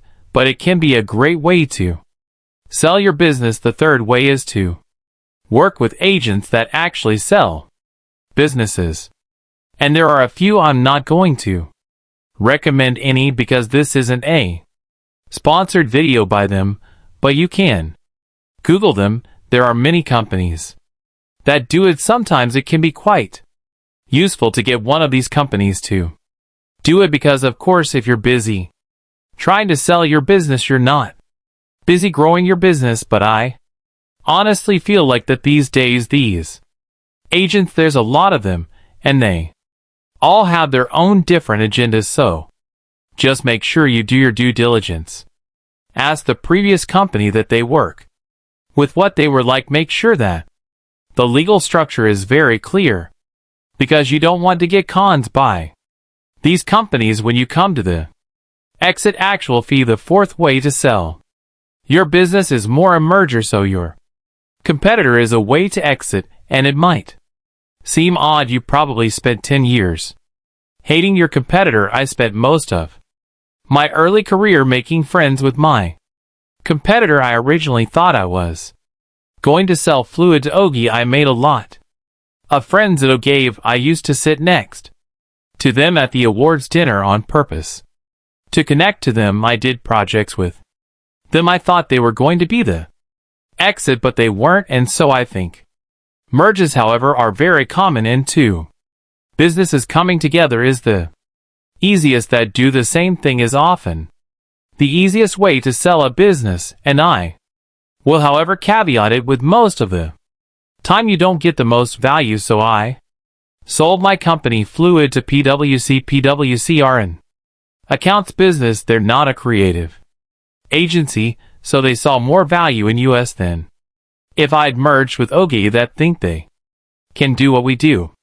So sometimes selling to a non-competitor is more valuable, but if you want an easy sell, merge is often the way it works, and it's not always true that you don't get the true total value. I've just from experience learned that sometimes selling outside the industry like I did with Fluid to PwC can lead to more money than selling to someone in the industry like Algae, but that doesn't mean it's always true. And finally, if you want to sell your business, one of the things that you can also think about is allowing the management in your company to buy it.